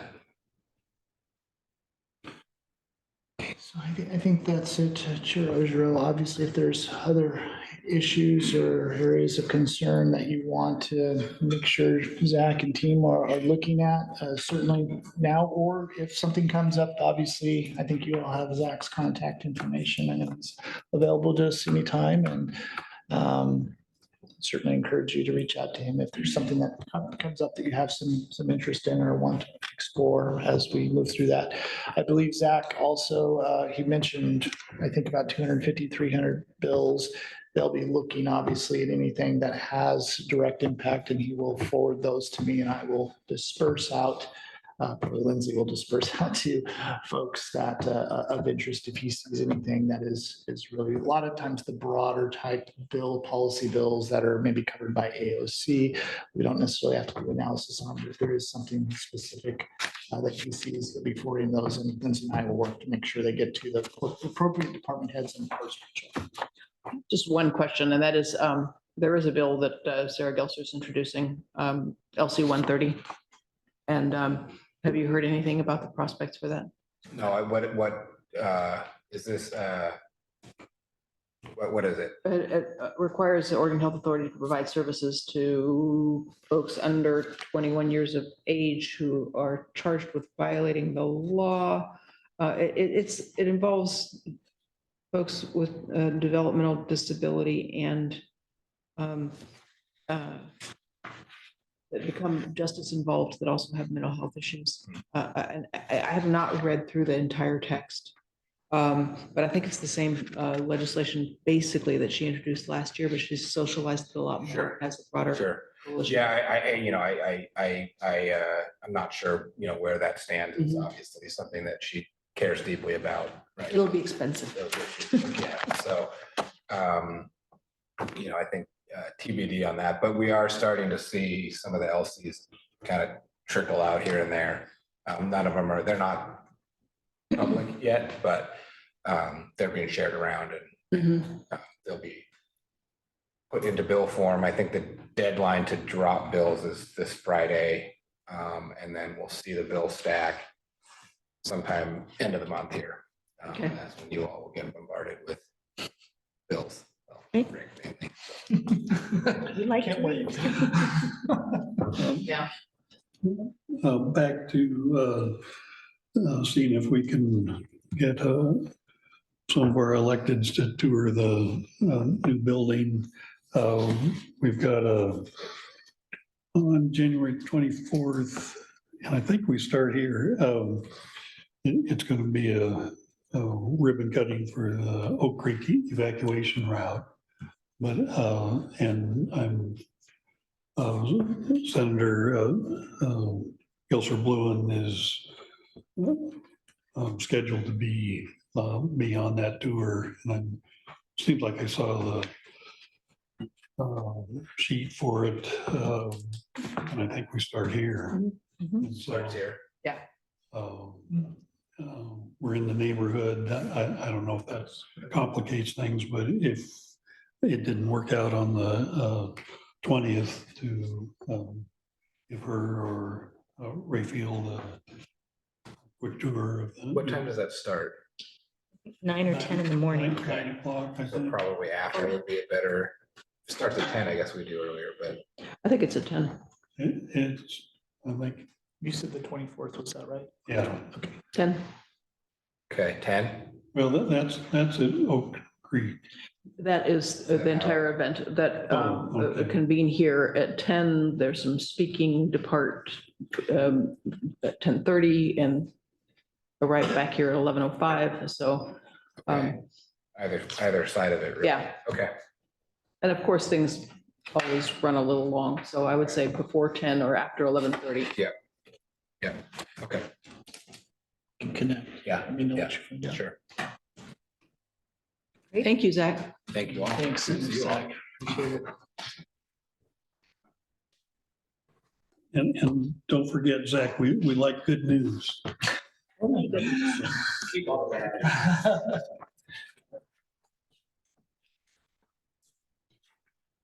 Okay, moving on, our next item on the agenda is a review of the Leadership Policies Manual. And I believe that we have, Commissioner Weiss is no longer with us at the moment because she is taking care of her daughter. But Rachel, the floor is yours. Sure.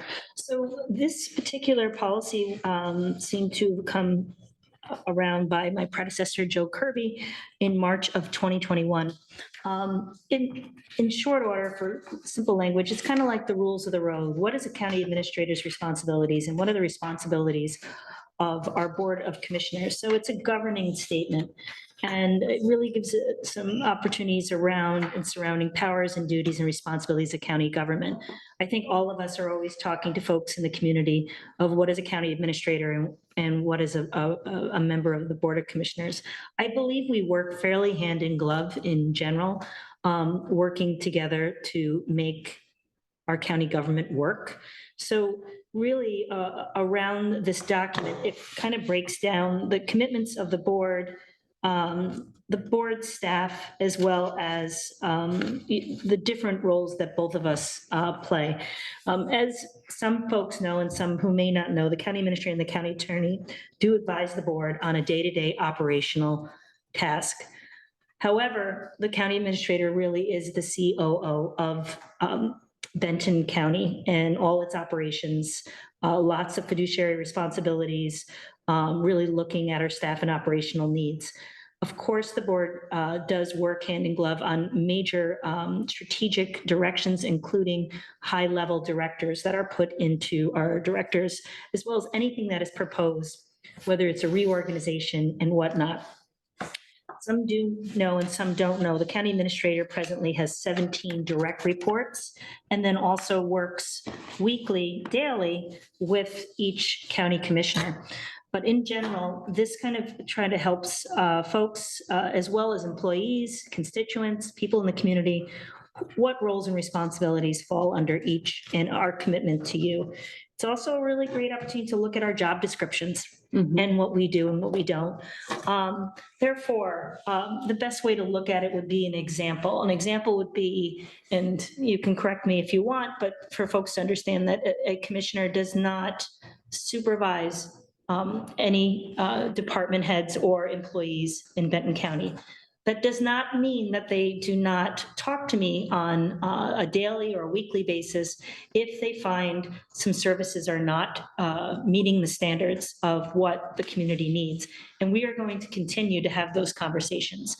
It also means a lot of this is about communication, and it's about working with our departments. And we have no issue with our commissioners speaking with our directors. But it is requested that the county administrator is consulted on a regular basis, especially when it has to do with an operational change, a personnel change, or really just an idea that's a policy that should really go in a more of a public area or on our one-on-ones.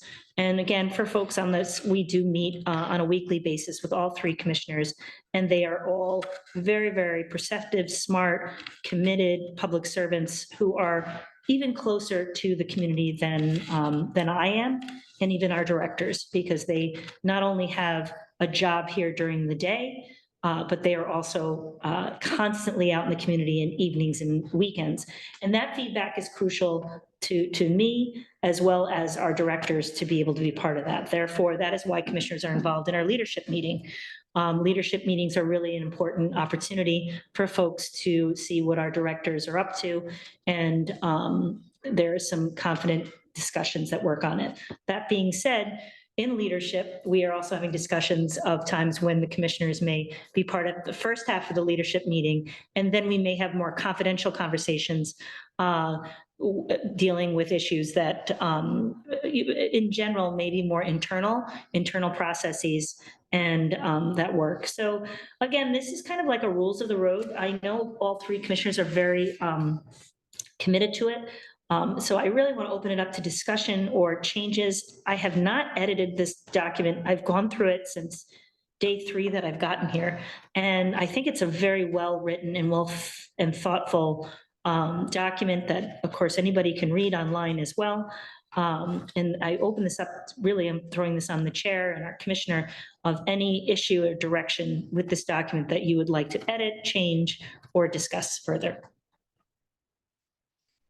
I would say from my perspective, I really value this document, the Benton County Leadership Policies and Practices, because it does outline the lanes, so to speak, where we operate as commissioners versus our staff. And we do have 2 direct reports, the county administrator and the county attorney, the county council. But those are the only 2. And all other operational decisions and staffing decisions are made by the county administrator and her direct reports at the department leadership level. That policies and practices also outlines the relationship between the county administrator, county council, and the other two electeds, the sheriff and the district attorney, who both have a unique relationship among department heads because they are directly elected by the community. It's been a very helpful document for all of us. It has at times made it much easier to address issues where one of us gets out of sync with the others and gets too involved in operational details. It's also eased in the past county administrator relations with the sheriff and the district attorney because they have a clear mutual understanding of relative responsibilities and rules of the road. So I don't have any changes at this point in time. I just wanted to make sure that we brought it up and that we acknowledged it once again, and that we want to reaffirm that we want to continue to use these rules of the road moving forward. So any comments? Well, I remember a number of discussions with Joe Kirby and well, we're going to go through the manual, and it was ambitious, and it seemed like unless we do discrete pieces, we never got very far. What we're talking about today makes sense. That's what we're directly involved with, and it's good to remind us where our lanes are and aren't. And so I'm fine with it, and I think it probably needs to come back on a regular basis, even if it's 5 or 10 minutes worth of, well, anything we need to adjust or,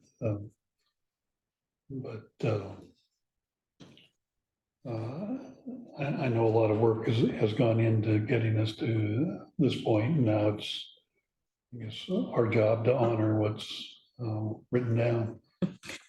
In all due respect, you've had an incredible 2023 with, losing a longtime county administrator and then 2 individuals who stepped up as acting. So it's important to note that the commissioners also stepped up during that time to help and guide politics to stay things on, and of course also delayed some decision-making until I got here, which I really appreciate. So one of the things I will actually instruct Maura too is we should also send this out to all our directors as well, because it's a good reminder. We've had some new directors join us this year. There's not a robust onboard for our directors sometimes. So it's also a good reminder for them as well, and our 2 electeds, the sheriff and the DA. Because it is outlined this as well. So I look forward to working, and we all have an ambitious 2024 that we're going to work on. And I think I give an update later on, and we'll be talking more and more about our shared vision for the county. I guess just to follow up on what I was saying, it would help me anyway if on a regular basis, refer to the policy that we're dealing with that day. Sure. Just so it's not such a book on the shelf kind of document. It's something that living and needs to be more towards the center of our attention than sometimes it has been. Like I say, last year was challenging, and now trying to get all the pieces in place and hopefully be a little more routine, and this document helps guide our routine operations. Thank you. Well, thank you. That was a short discussion, but I think a valuable one, just to, again, to reaffirm our commitment to the leadership policies and practices as they're laid out in this document. Okay, And maybe at a future leadership meeting, have a agenda item of referring to this manual and that we're trying to keep it fresh and useful. Thank you. okay, we're ready for Rick and he is not present. So I think Sean just fetched him, right? Rick Krager, Yeah, I thought he was in there. thank you. Thank you for doing that. Let's see.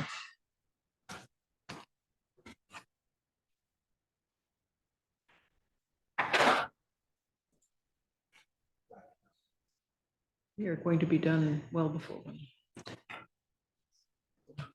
That's But we great. do have an executive session. I can also go to my commissioner administrator updates if you want. Yeah, let's hold off just a minute.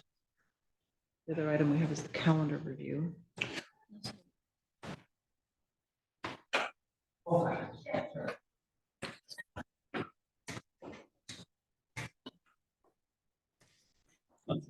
Sorry. We should talk about that later. Yes. Okay, we are ready for item 4.3, discussion regarding the establishment of a fund to construct a new Benton County jail. Thanks, Chair Ojero. So this is, I don't have any handouts or anything like that. I wanted this to be more discussional with you all in terms of thoughts, or approaches around looking forward with, a new jail. And I know that that's something we've had various conversations in different avenues about what our next steps are going to be. So when it comes down to it, I mean, let's just say it. I mean, we're talking probably a 60 million plus type project. And typically when I hear those kind of numbers, my head always goes to financing, and that to do that kind of thing, you don't usually save enough dollars in a government budget to actually buy it all outright. You're usually looking at how do I create the kind of cash flow and fund balance so that we can sustain a debt service payment. That's really where my focus goes. And so when sustaining a debt service payment, I mean, first and foremost, we want to try to figure out, one, how much debt service can we afford on an annual basis and yet still maintain our general fund, and I call it the discretionary fund balance, at a level that is, I always like to say, best practices. So you all, and I will draw this up for you again, but I know Commissioner Nolan, you remember the line charts I've done for you in the past to say, our best practices is typically a fund balance, a general fund balance that is approximately 30% of what our general fund revenues or general fund expenses are. That's sort of a best practice standard. You can go above it, you can go below it, but you recall before we did our issuance with the courthouse, we were plus 70%. We were in a very, very nice financial position, and we still are in a very nice financial position because we issued $36 million, and that brought us approximately to about 36%.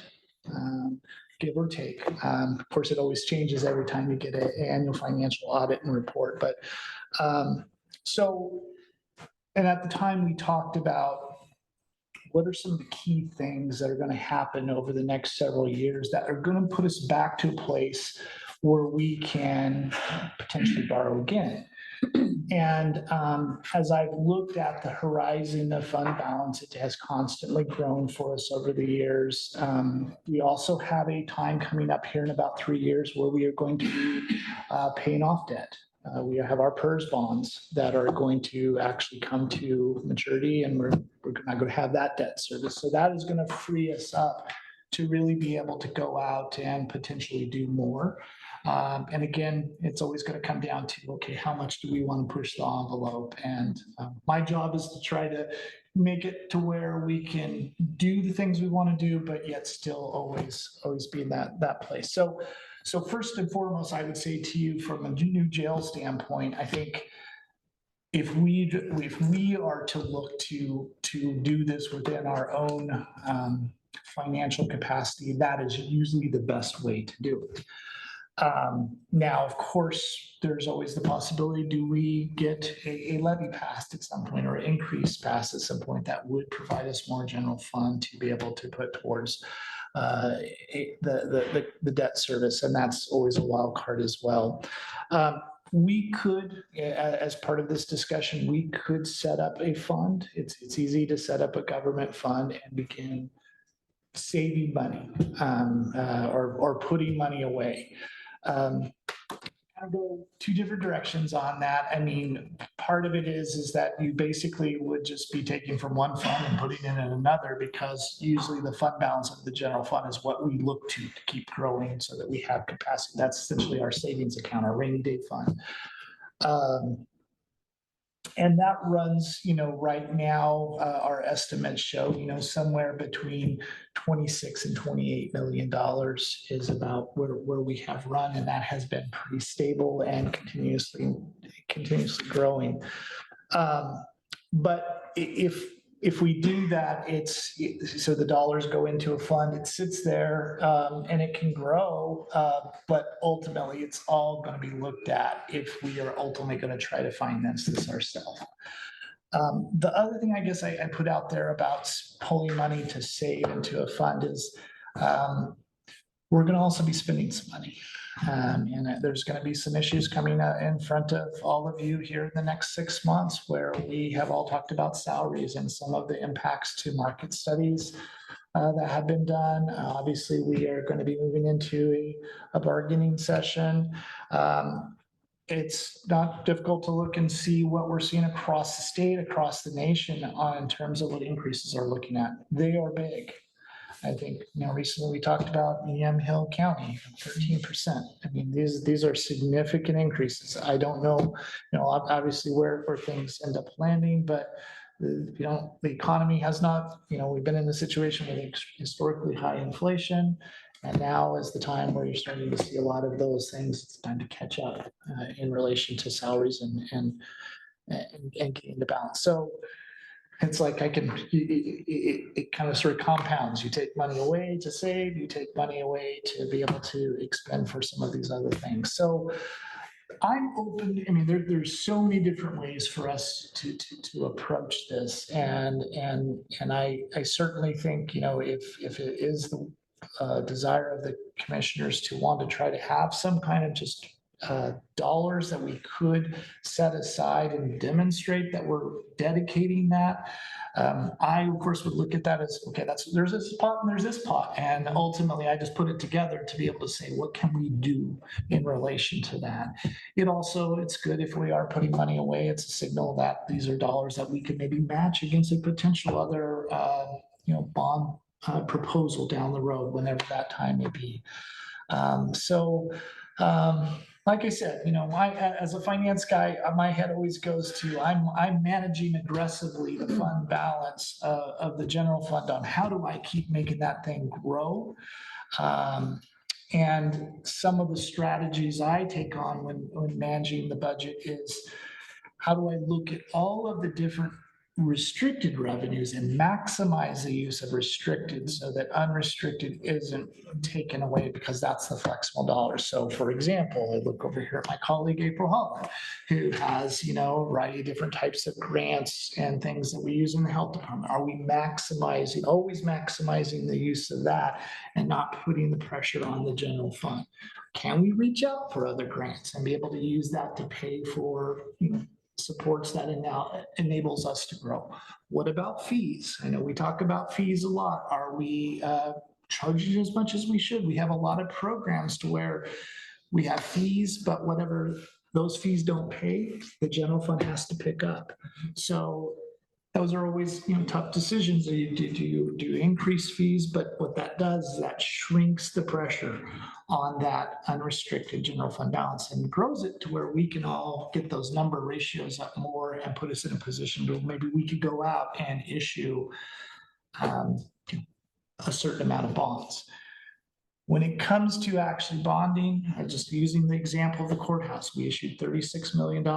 That took us from about 70 to 36, like that. So think about that from the standpoint, if we are looking to borrow dollars, how much of an impact it would have. I mean, we'd have to get back up to that 70% to probably borrow another, let's say 36 to $40 million.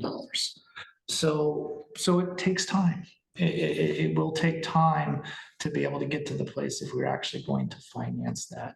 But again, if we are able to demonstrate what we can do on our side in terms of the full faith and credit of the county, perhaps then that's an incentive to say, I don't know, 50-50 match. We're able to put in 50% and then the other 50% comes from potential bond measure down the road. So many different ways that we can go about doing this in the long term.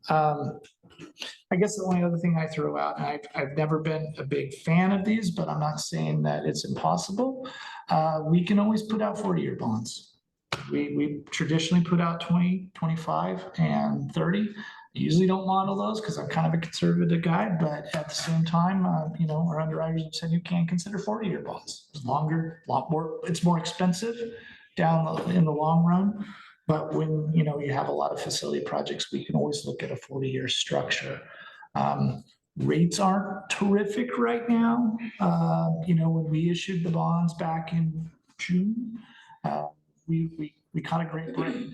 So, we've nearly almost doubled since that time. So hopefully rates will go back down. So it's not, we get back to a place of comfort. So I know I'm throwing a whole bunch of different types of things. I guess I just wanted to make this more discussional about, what your interests are, because based on, where you want to try to get, I can create any kind of different type of structure that starts to meet your objectives. Yeah, I'm really sorry that Commissioner Wise isn't here for this discussion as well. This is the first discussion, and we will definitely circle back to it. I think from my perspective, what I would like to convey is my commitment to both our organization and to community to prioritize the need for a new jail or correctional facility. The one we have is inadequate. And there's so many different reasons we've spoken to again and again. I don't want to face a crisis where we all of a sudden have to build under threat of litigation or federal concerns about the status of our jail. So I would like to consider setting aside some funds in a dedicated fund to indicate that we are actively building that capacity to either bond on full faith and credit or to match a future bond measure, but that it is a priority. I think that one of the things that's difficult for community members is that we do continue to do other things as we're waiting to, again, amass the capital to build a new jail. So a new campground, the building for children's and family behavioral health, all of which are also, especially in the case of the children and family behavioral health building, is a critical need right now. And it's an upstream preventative measure to try to keep children and families stable so that in the long term, they don't end up justice involved and in the jail population. So that is something that is a clear priority. And I think the community understands that, but we also need to balance that out by saying, yes, we have this other need and we're starting to focus on it now. We're not going to wait until we have another bond measure on the ballot. Yeah, so Commissioner Ojiri, absolutely hear what you're saying, and that's really helpful. And certainly, like I said, I wanted to kind of get a feel for where you wanted to go before I gave you a proposal on how that would work. I have some ideas on how we could sort of capture what you're talking about, sort of that, and like I said, that designated, I'm not going to say fund, I'm going to say designated account in relation to how we put those dollars aside. but at the same time, still sort of keep that big picture in mind Yes. of how do we show our general fund balance, continue to do this so that at some point, you know, the positive about interest rates right now is we're getting really good returns. And so that's helping to grow some of our balance as well. So I want to continue to work towards a financing strategy Yes. as well. So I think that there's some ways that I could accomplish both and then be able to also give to you and show and demonstrate, here's the dollars that we're putting away on a, you know, either an annual basis or some form of basis in which we are growing this dollar that becomes sort of dedicated Yes. towards our issue.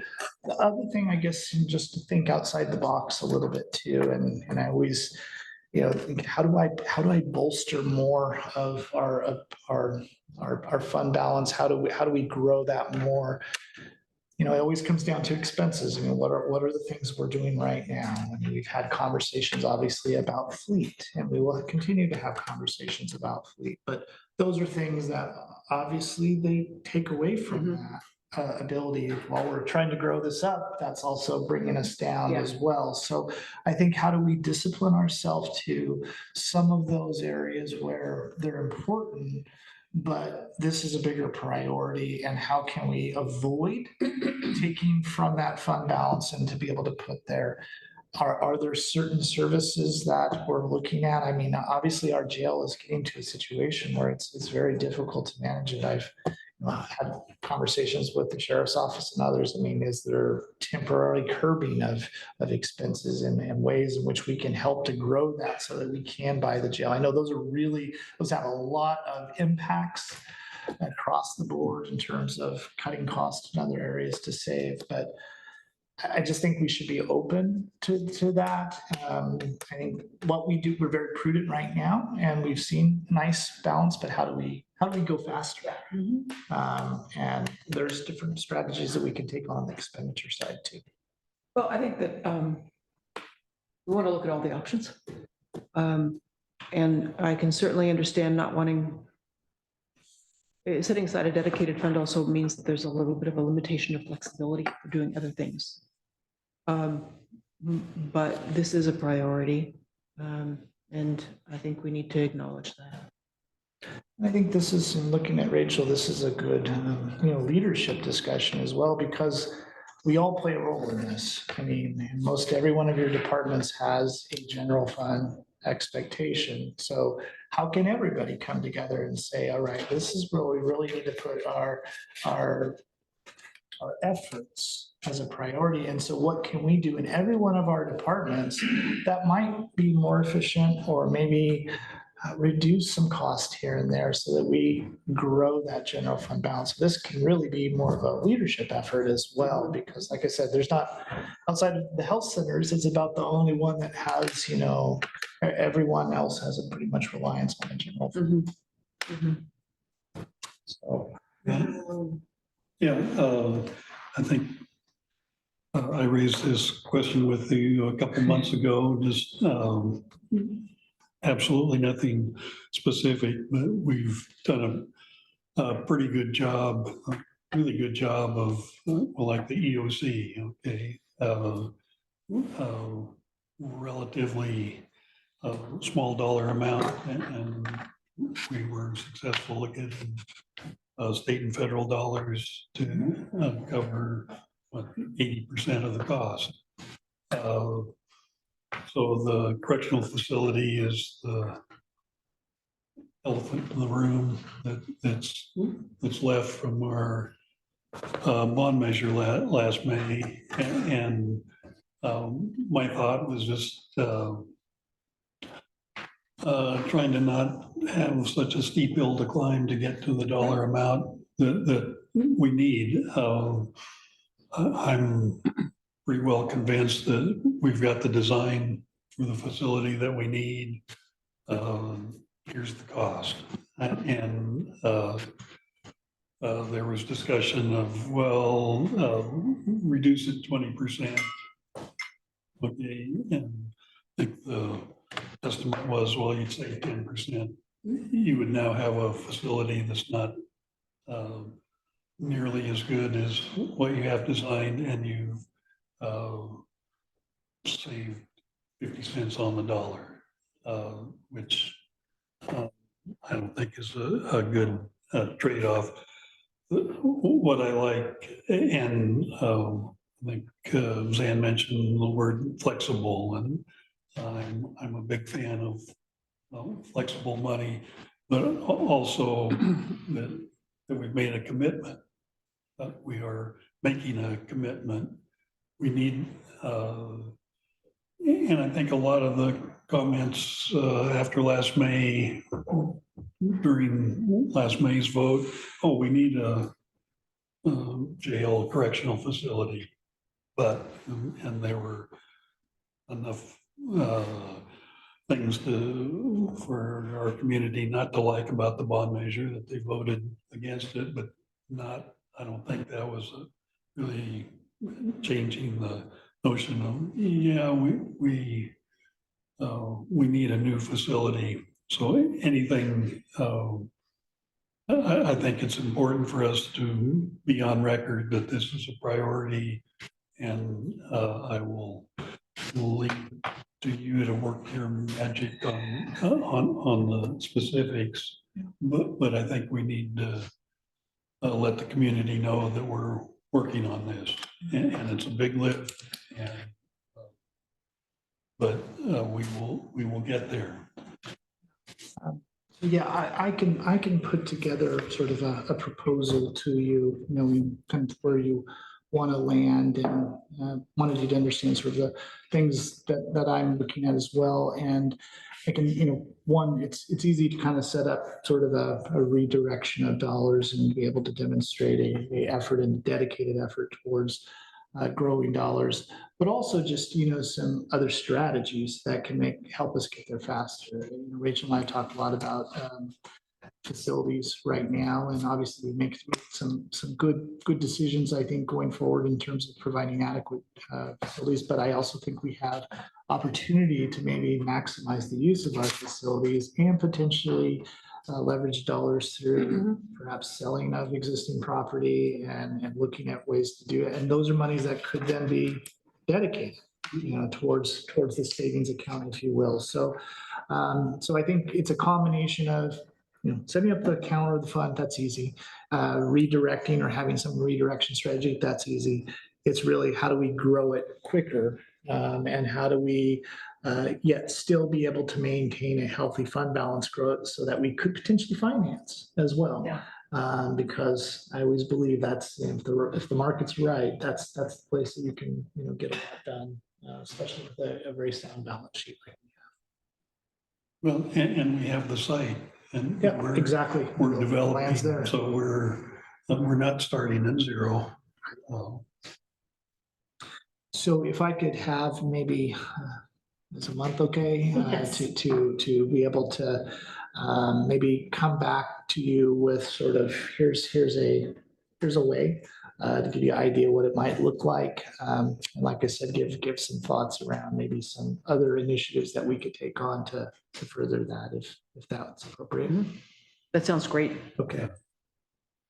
I mean, my idea is just that we are focused on this, and instead of just words, here's how we're planning on getting to our goal.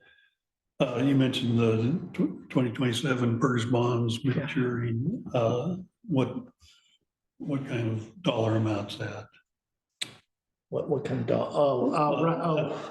You're going to test me now, aren't you? Roughly about $1 million a year is what we're paying on debt service. Okay. Don't quote me.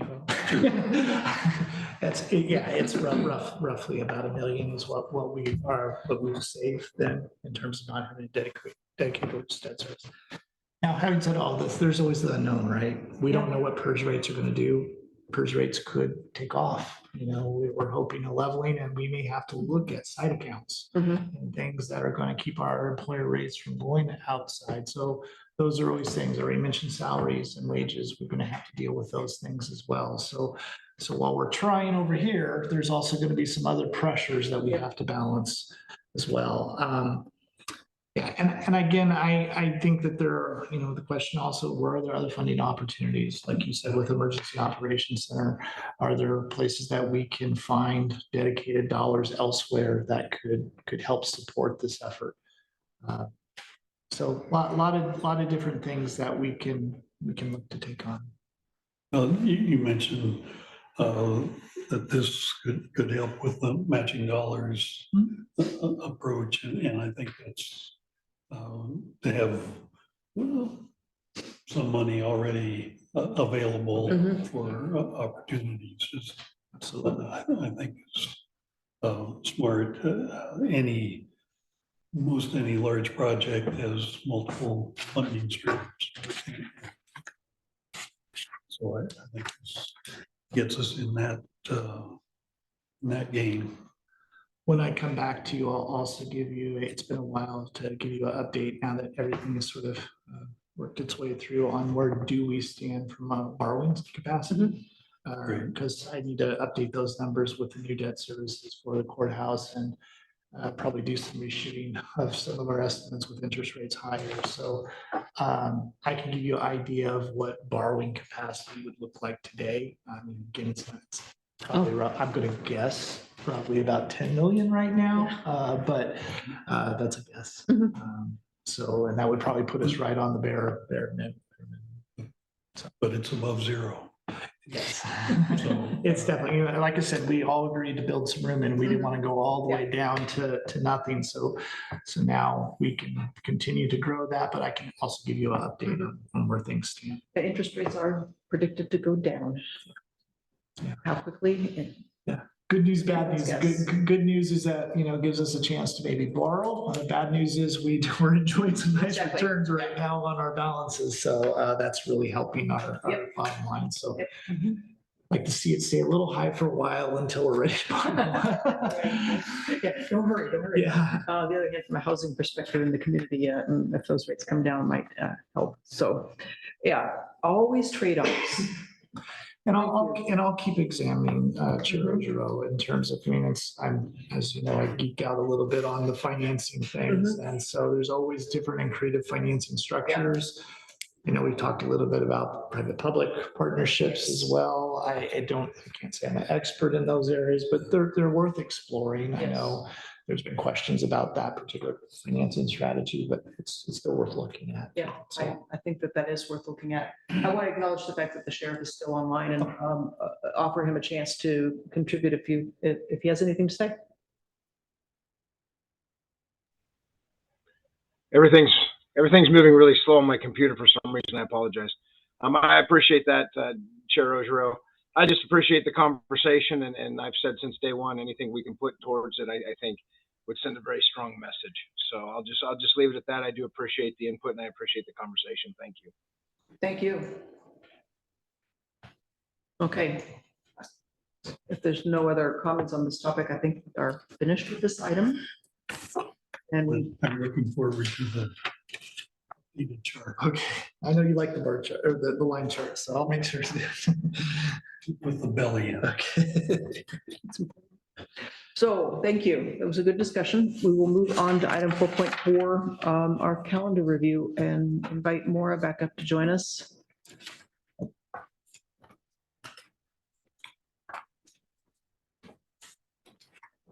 Thank you, commissioners, and hopefully this will just take a few minutes of your time. The packet did include an overview of the calendar for the year, the board calendar as we know it. Certainly, the board can call meetings or cancel meetings as they see fit. So this is just kind of an overview of what 2024 is looking like. There were a few notations on the calendar in red that I was looking for some board direction on because resolution of them was not explicitly intuitive in terms of making a decision. One thing I did want to ask about for January is typically the fourth Wednesday of every year in January, we have conducted an evening meeting of the taxing jurisdictions to get an idea of what the other jurisdictions might be looking at in terms of bond measures and things like that. Last year, our attendance for that was not particularly good. I think we had 1 or 2 people in person and 1 person online from the jurisdictions. And so my question was whether the board, if feels if we were to try to hold that meeting during a business day, whether or not we might get a little bit better participation from the other taxing jurisdictions, and what your thoughts were there. I think that part of it is also just what people have on the docket and that thinking about what the other jurisdictions are going on. When it's closer to a busy cycle in terms of raising funds from the other jurisdictions, then there's a lot of interest. When people have just finished a bond measure, there's much less interest. So we were in a dip in that cycle last year. Personally, I think that we would be better off polling some of the key entities, the cities, the school districts, and the community college, Lynn Community College, to find out whether or not they would be available to attend a daytime meeting, whether it would be worthwhile. I've, over the time I've been in office, seen kind of a slow decrease in attendance at that meeting, but yeah. Well, and several years back, there was a discussion of the time of day of the meeting. And there was some kind of historical reason, but I don't remember any very good reason for having it, after hours. So that could be another of the questions we're trying to keep this meeting going. I think it's important. I think maybe it was last year and the LBCC person wasn't there, but they were doing a bond measure in a couple months, and I'm on the budget committee, and I had heard something, but I wasn't really prepared to explain in much detail, and so I think it's there's good reasons for people to attend, just even if their organization isn't doing anything imminent as far as money measures, to know what else is out there. And the ones that are coming right up, most people may know about, but we're thinking about 2 years from now, or those kind of longer term, and that I think is a worthwhile discussion. And I think part of what happened last year, I think the discussion you're referring to happened 2 years ago. And then last year, when Nick Kurth was with us, he actually telephoned all of the key jurisdictions and put together just an Excel spreadsheet of when the different jurisdictions intended to have their next measures on the ballot. And so that also kind of, I think, eliminated the need to gather in person to do that same work. And so that may have been part of the issue as well. But I think what I would recommend would be just using the email list that we have and reaching out and inquiring as to whether people felt it was worthwhile to hold the meeting at this time. And we could also ask whether or not what their projections are for future funding measures. Or I guess, yeah. But should we meet, or is it more worthwhile to do it virtually? And just inquire and put together the tabular data. Okay. Okay, I can certainly take care of that. Excuse me. And then I just wanted to revisit March. Did we, in the conversation, identify March 16th as the date for the legislative wrap-up breakfast that Saturday? No. Zach is going to be checking with Speaker Rayfield and Senator Gelser-Bluin and their schedulers to determine what's best, to determine whether they would prefer to hold the legislative breakfast on the same day as the League of Women Voters, or whether or not we could get them that second Saturday of the month after session's over. Okay. And then the last couple of dates are far out, but we do try to look out and get these resolved early on. And normally these are easier dates to resolve in November. But given the way Thanksgiving holiday falls in November and bumping up against the AOC conference in Eugene that you all attend, there's not a natural decision relative to the Tuesday board meeting, which would be the third Tuesday. So it is typically a business meeting. Based on what I know about the schedule of the AOC, the first event does typically occur is Monday evening with the women's leadership reception. And so my recommendation would be that we move the meeting to that morning, that Monday morning rather than Tuesday. But I wanted to get the board's concurrence on That would be fine by me. That would have worked well this year. I would assume that AOC has a schedule. They do. It's, I checked it online yesterday. And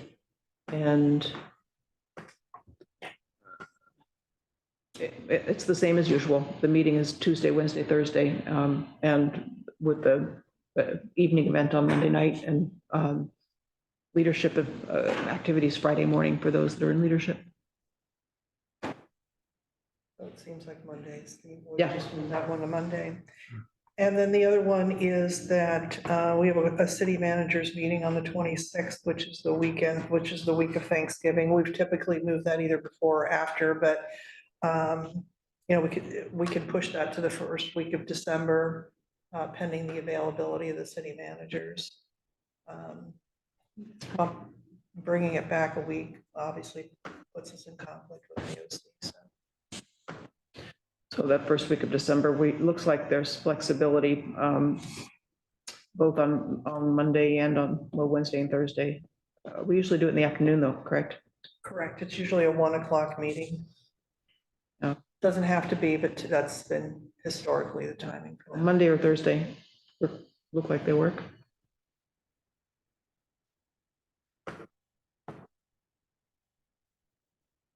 Okay, I will reach out to the area city managers to confirm that would all work for everyone. So that resolves all the conflicts. We should have a relatively clean calendar. Certainly subject to any cancellations or additions that might be necessary. Well, I certainly appreciate the forward look at the beginning of the year. It's something that I've really wanted to do over the years, and we have never quite gotten there. So this was very exciting to me, as minor as it is. And the other thing that it will allow us to do too is if we start plugging vacations in, we can see when there are times when two of us might be absent and we might need to rearrange. So yeah, this is a great tool. Thank you. Okay, I'll make the adjustments, and once we get some of those externally driven dates resolved, I'll get a final calendar. Okay, thank you. Thank you, Commissioner. The only other, let's see, in terms of February, Maura, just to go back that way for a moment. With the AOC dates and not having firm travel plans in yet, we may have some conflicts on the return week. February 13th in particular. Yeah, is a February goal-setting meeting. 13th is a goal-setting meeting that I think we've already moved to the 15th. It's, the only other question is the meeting with the Community Development, Natural Areas, Parks and Events and Public Works Directors the following day. If for some reason our travel ends up on the 14th instead of the 13th, then we will have a little bit of a crunch. Hopefully we will know by tomorrow. The first conversation was he would prefer if we would stay till the 14th because then we're not competing with the Capitol Hill Day of Yes. all the counties that are Yes. trying to do it. So in past years, you've stayed an extra day to do the Capitol Hill visits in the morning, but to get us on a 6:30 flight back, Mhm. there's one direct to Portland. Yep. And it's at 6:30 at night that night, so we would try to our hill visits. run to the, yes, pack up, Mhm. go to the hill, and then go straight to the airport. Yep. That makes sense. So there's a possibility that we need to move that meeting the morning of the 14th. Okay.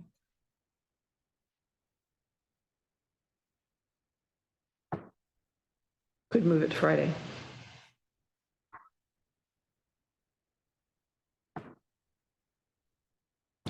Okay, I will look at the date. I'll go ahead and just look at getting that rescheduled so we can get that conflict resolved now with the departments, and that way you all can just make your travel arrangements knowing that you're not having stuff. Okay, thank you. Again, I really appreciate the forward-looking planning. Next up, we have county administrator updates. So we're off to a busy year. There are 3 RFPs that we are working on right now. The sustainability plan, which is really being run by community development, that I'm reviewing. It's on my desk. The other one is a facilities plan that will be spearheaded out of Public Works, which is something that we really need as we move forward. And as Rick was talking earlier about our facilities, what is the state of each condition of the building, where our employees are, and when there are opportunities as well. So that will be out shortly and most likely come back in April. We think it's going to take that long to pick a consultant and go with it. The third RFP we'll be releasing, and this is something I've talked to the chair regarding, is EDI, and to help us explore future staffing and operational options. We, along with other jurisdictions and organizations, are experiencing challenges while hiring and retaining EDI staff at the organizational wide level. EDI, as most of us know, is equity, diversity, and inclusion. There are models and there's options that organizations employ, and we need to find the approach that best fits our county's needs for various objectives. This improved equity assessment, internal education, and engagement. These EDI tools, like translation services, language access, and public engagement and support. So presently, the staff that addresses some of these services is not in this position presently, and we're hoping that this RFP will help us address and answer those questions. I'm really looking forward to having a committee involved in this. I know lots of folks like our Human Resources Director, and I actually look at April Holland in the room as well, is something that we speak at on a regular basis, as well as the chair on how do we get to equity with all of our decisions. And really looking forward to working at that and working closely with everyone in next year. Additionally, we are really looking at our health and human services in our organization as a whole. We're looking at possible reorganization and some classifications that we have to look at. That's a longer term process that we've had about 4 meetings with April and Lacey, and really looking at our whole, holistically, how we move it forward. It is over half of almost our entire employees work in these fields, and we really want to have the right direction moving forward. We're very, very committed to that. As we've spoken earlier, a lot of work is being done on our state and federal priorities. As you know, we'll be traveling next month to Washington, DC. We have the short session coming up. So we want to continue to stay laser focused on our priorities and talking to folks and really positioning ourselves for success in grants and different items that help us move forward. The money is out there. It's a question of us getting it. And I think that most of our department heads have seen the results of this. And we want to continue to be central focus on that. So that are some things that are happening. I'm very excited that the assistant county administrator candidates, the job posting has come down. I have over 20 good resumes. Over 91 people applied for this position. As I spoke of earlier, right now the county administrator has 17 direct reports. We have a lot of different hats we wear. I'm really looking forward to seeing what type of partner will come in to really, as we've talked many times, and I look at Commissioner Malone on landing some planes and getting some of these things accomplished. So I'm really going to be very focused by the end of the month to start interviews, bringing a group of candidates to the commissioners as well to look at, and hopefully we'll get a great partner to help us land those planes, as we say. Do you have a date in mind to have this person on board? Oh, gosh, well, it depends, really. I think it's going to be about people's availability. Hopefully it will be successful. I mean, I have a nice pool of folks that I can interview. I have to look at their calendars and schedule. But, I'm hoping that we would have someone in a position, at least down to 2 candidates by mid-February. Again, traveling to DC I lose a week there. But again, we're going to have pre-interviews and folks like that. So once again, it just closed. I have shared with all 3 commissioners the final list that was presented to them. And but it'll definitely be a big priority for this next month to bring in that support that the directors also desperately need more hands-on assistance to run their organizations and give them the tools they need to be successful. And so this is something that's coming up. So, but I feel very comfortable with the candidates right now and looking forward to talking to them. And the only other little piece we have is we launched the website last month. And, it's the first phase. We did identify from some community members and folks who had trouble finding some of our public meetings. So we did get all folks together to talk about, thankfully, led by our PIO and our public affairs team, IT, and a lot of folks at the table of people who are looking to access future meetings. Vance, our attorney, also has a major role in this, because as far as how long do you hold on to video archives is different statutorily from each department. And once, as you know, when body cameras were rolled out years ago, storing video is very, very expensive. So we want to, take a good approach and come to you, the Board of Commissioners, on a recommendation the next couple of months of how long we're going to be storing public meetings. And you'll definitely have a part of it, but we're just getting around that plan. Again, the launch was right before Christmas. So that's our first step, looking at that as well. So that we'll be bringing something to you by hopefully March or April of what that will look like. And that's all my updates as of January 9th. So question about the sustainability plan that you mentioned, that's not the sustainable materials management? Yes, it is. Okay, It's the same. so you're looking at the selection of the contractor to do that work? That is right now? correct, You're yes. reviewing that, okay. And that was put on my desk Tuesday. Okay. I greatly look forward to hearing about the next steps there. Absolutely. Okay. So next up is commissioner updates. Commissioner Malone, do you want to start? Sure. Appreciate that. Zach here this morning just to get us focused on the upcoming short session and what's, I think state of Washington just started their short session, only their short session is 60 days. And I think part of the reason we're at 35 days was to sell it to the voters that, we won't try to do too much in the short session budget and truing up the budget, which happened more with the emergency board and behind the scenes than that approach was less than ideal, but it's a real challenge to there's so much momentum in bills. It almost made it through the long session that ended last June, and as well, okay, I'll see, I mean, it's like a relay race, and see if we can, even though it's complicated, make some progress in the short session. And so it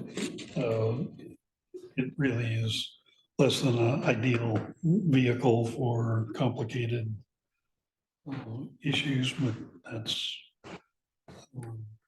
anytime you have an opportunity, I think if you have something you're working on, you want to take advantage of it. So, and I second the notion of it's nice having a pretty good idea of the calendar,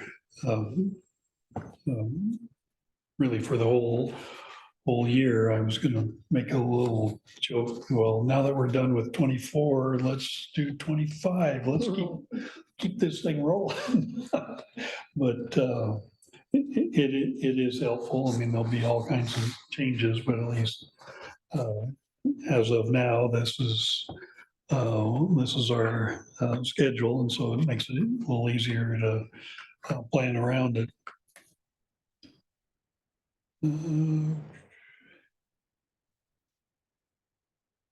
Well, there was I do have some notes here somewhere.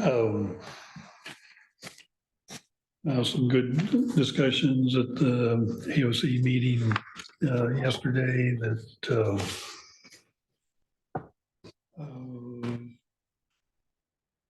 there's a lot of steering committee work and then goes to the legislative committee, and one item, alternative state wildfire funding got seriously reversed from the steering committee. And anyway, some of the built-in divisions within the group showed up on that one. But I think that's worth further attention. It's ODF's funding is a little bit like ODOT's funding, and it's not very sustainable. And when you have a $10 million fire or a $20 million fire, and well, gee, that wasn't really in the budget, because you don't know what's coming. So I think it's a worthwhile discussion to say wildfires affect everybody in the state. Everybody in the state should put something into the fund to fight wildfires. But there's anti-government folks in AOC that didn't like that approach. They weren't at the steering committee, but were at the legislative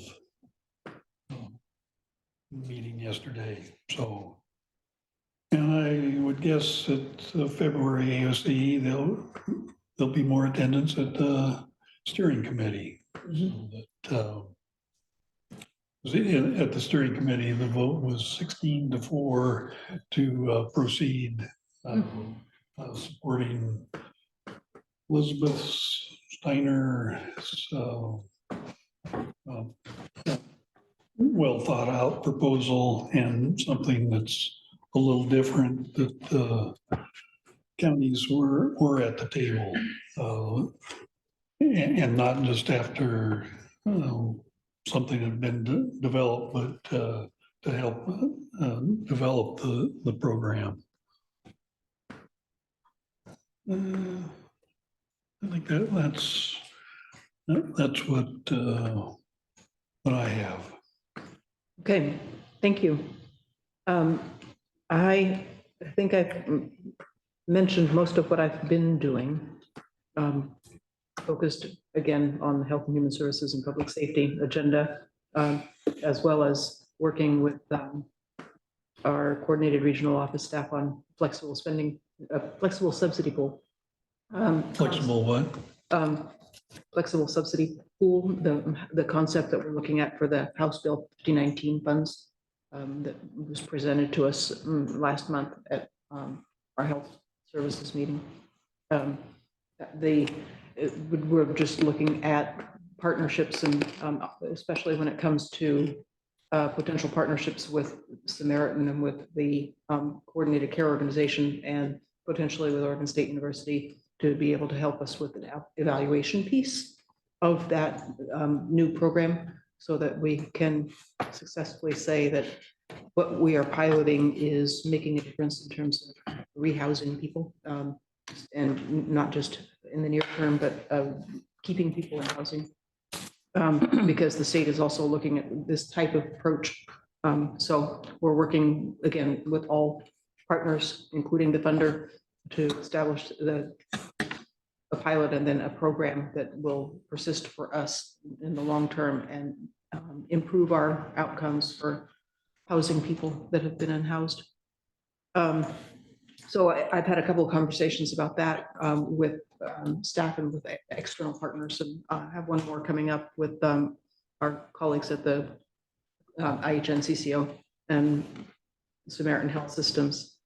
And aside from that, I'm expecting to attend the Martin Luther King Day Peace Breakfast on campus this next week. And also have a couple of other Samaritan-related meetings on the calendar. But then the main thing for me is that I'm taking off, actually backwards for a moment. I'm out in Alsea on the evening of the 17th. And we'll be meeting with staff just to clarify roles and communication strategies with our Alsea community before that meeting so that I can speak confidently about how we intend to work with the community moving forward. And then after our tour of the new Oak Creek Valley emergency evacuation route next on Wednesday, the 24th, I will be taking off on vacation. And I'm going to be gone for about a week and a half to get some sunshine. And then be back for about a week and then head off to Washington, DC. So yeah, that should wrap it up for me. I know that Commissioner Wise is on her way back, but in her absence, I think that we are basically done with the core part of our meeting unless there is any other business before the board. I know we have an executive session coming up, and so we will get that going. Hopefully with Commissioner Wise present in a few minutes. Thank you. Okay, with that, we will stand in recess until we reconvene in executive session under ORS 192.6602E, negotiations for property transactions.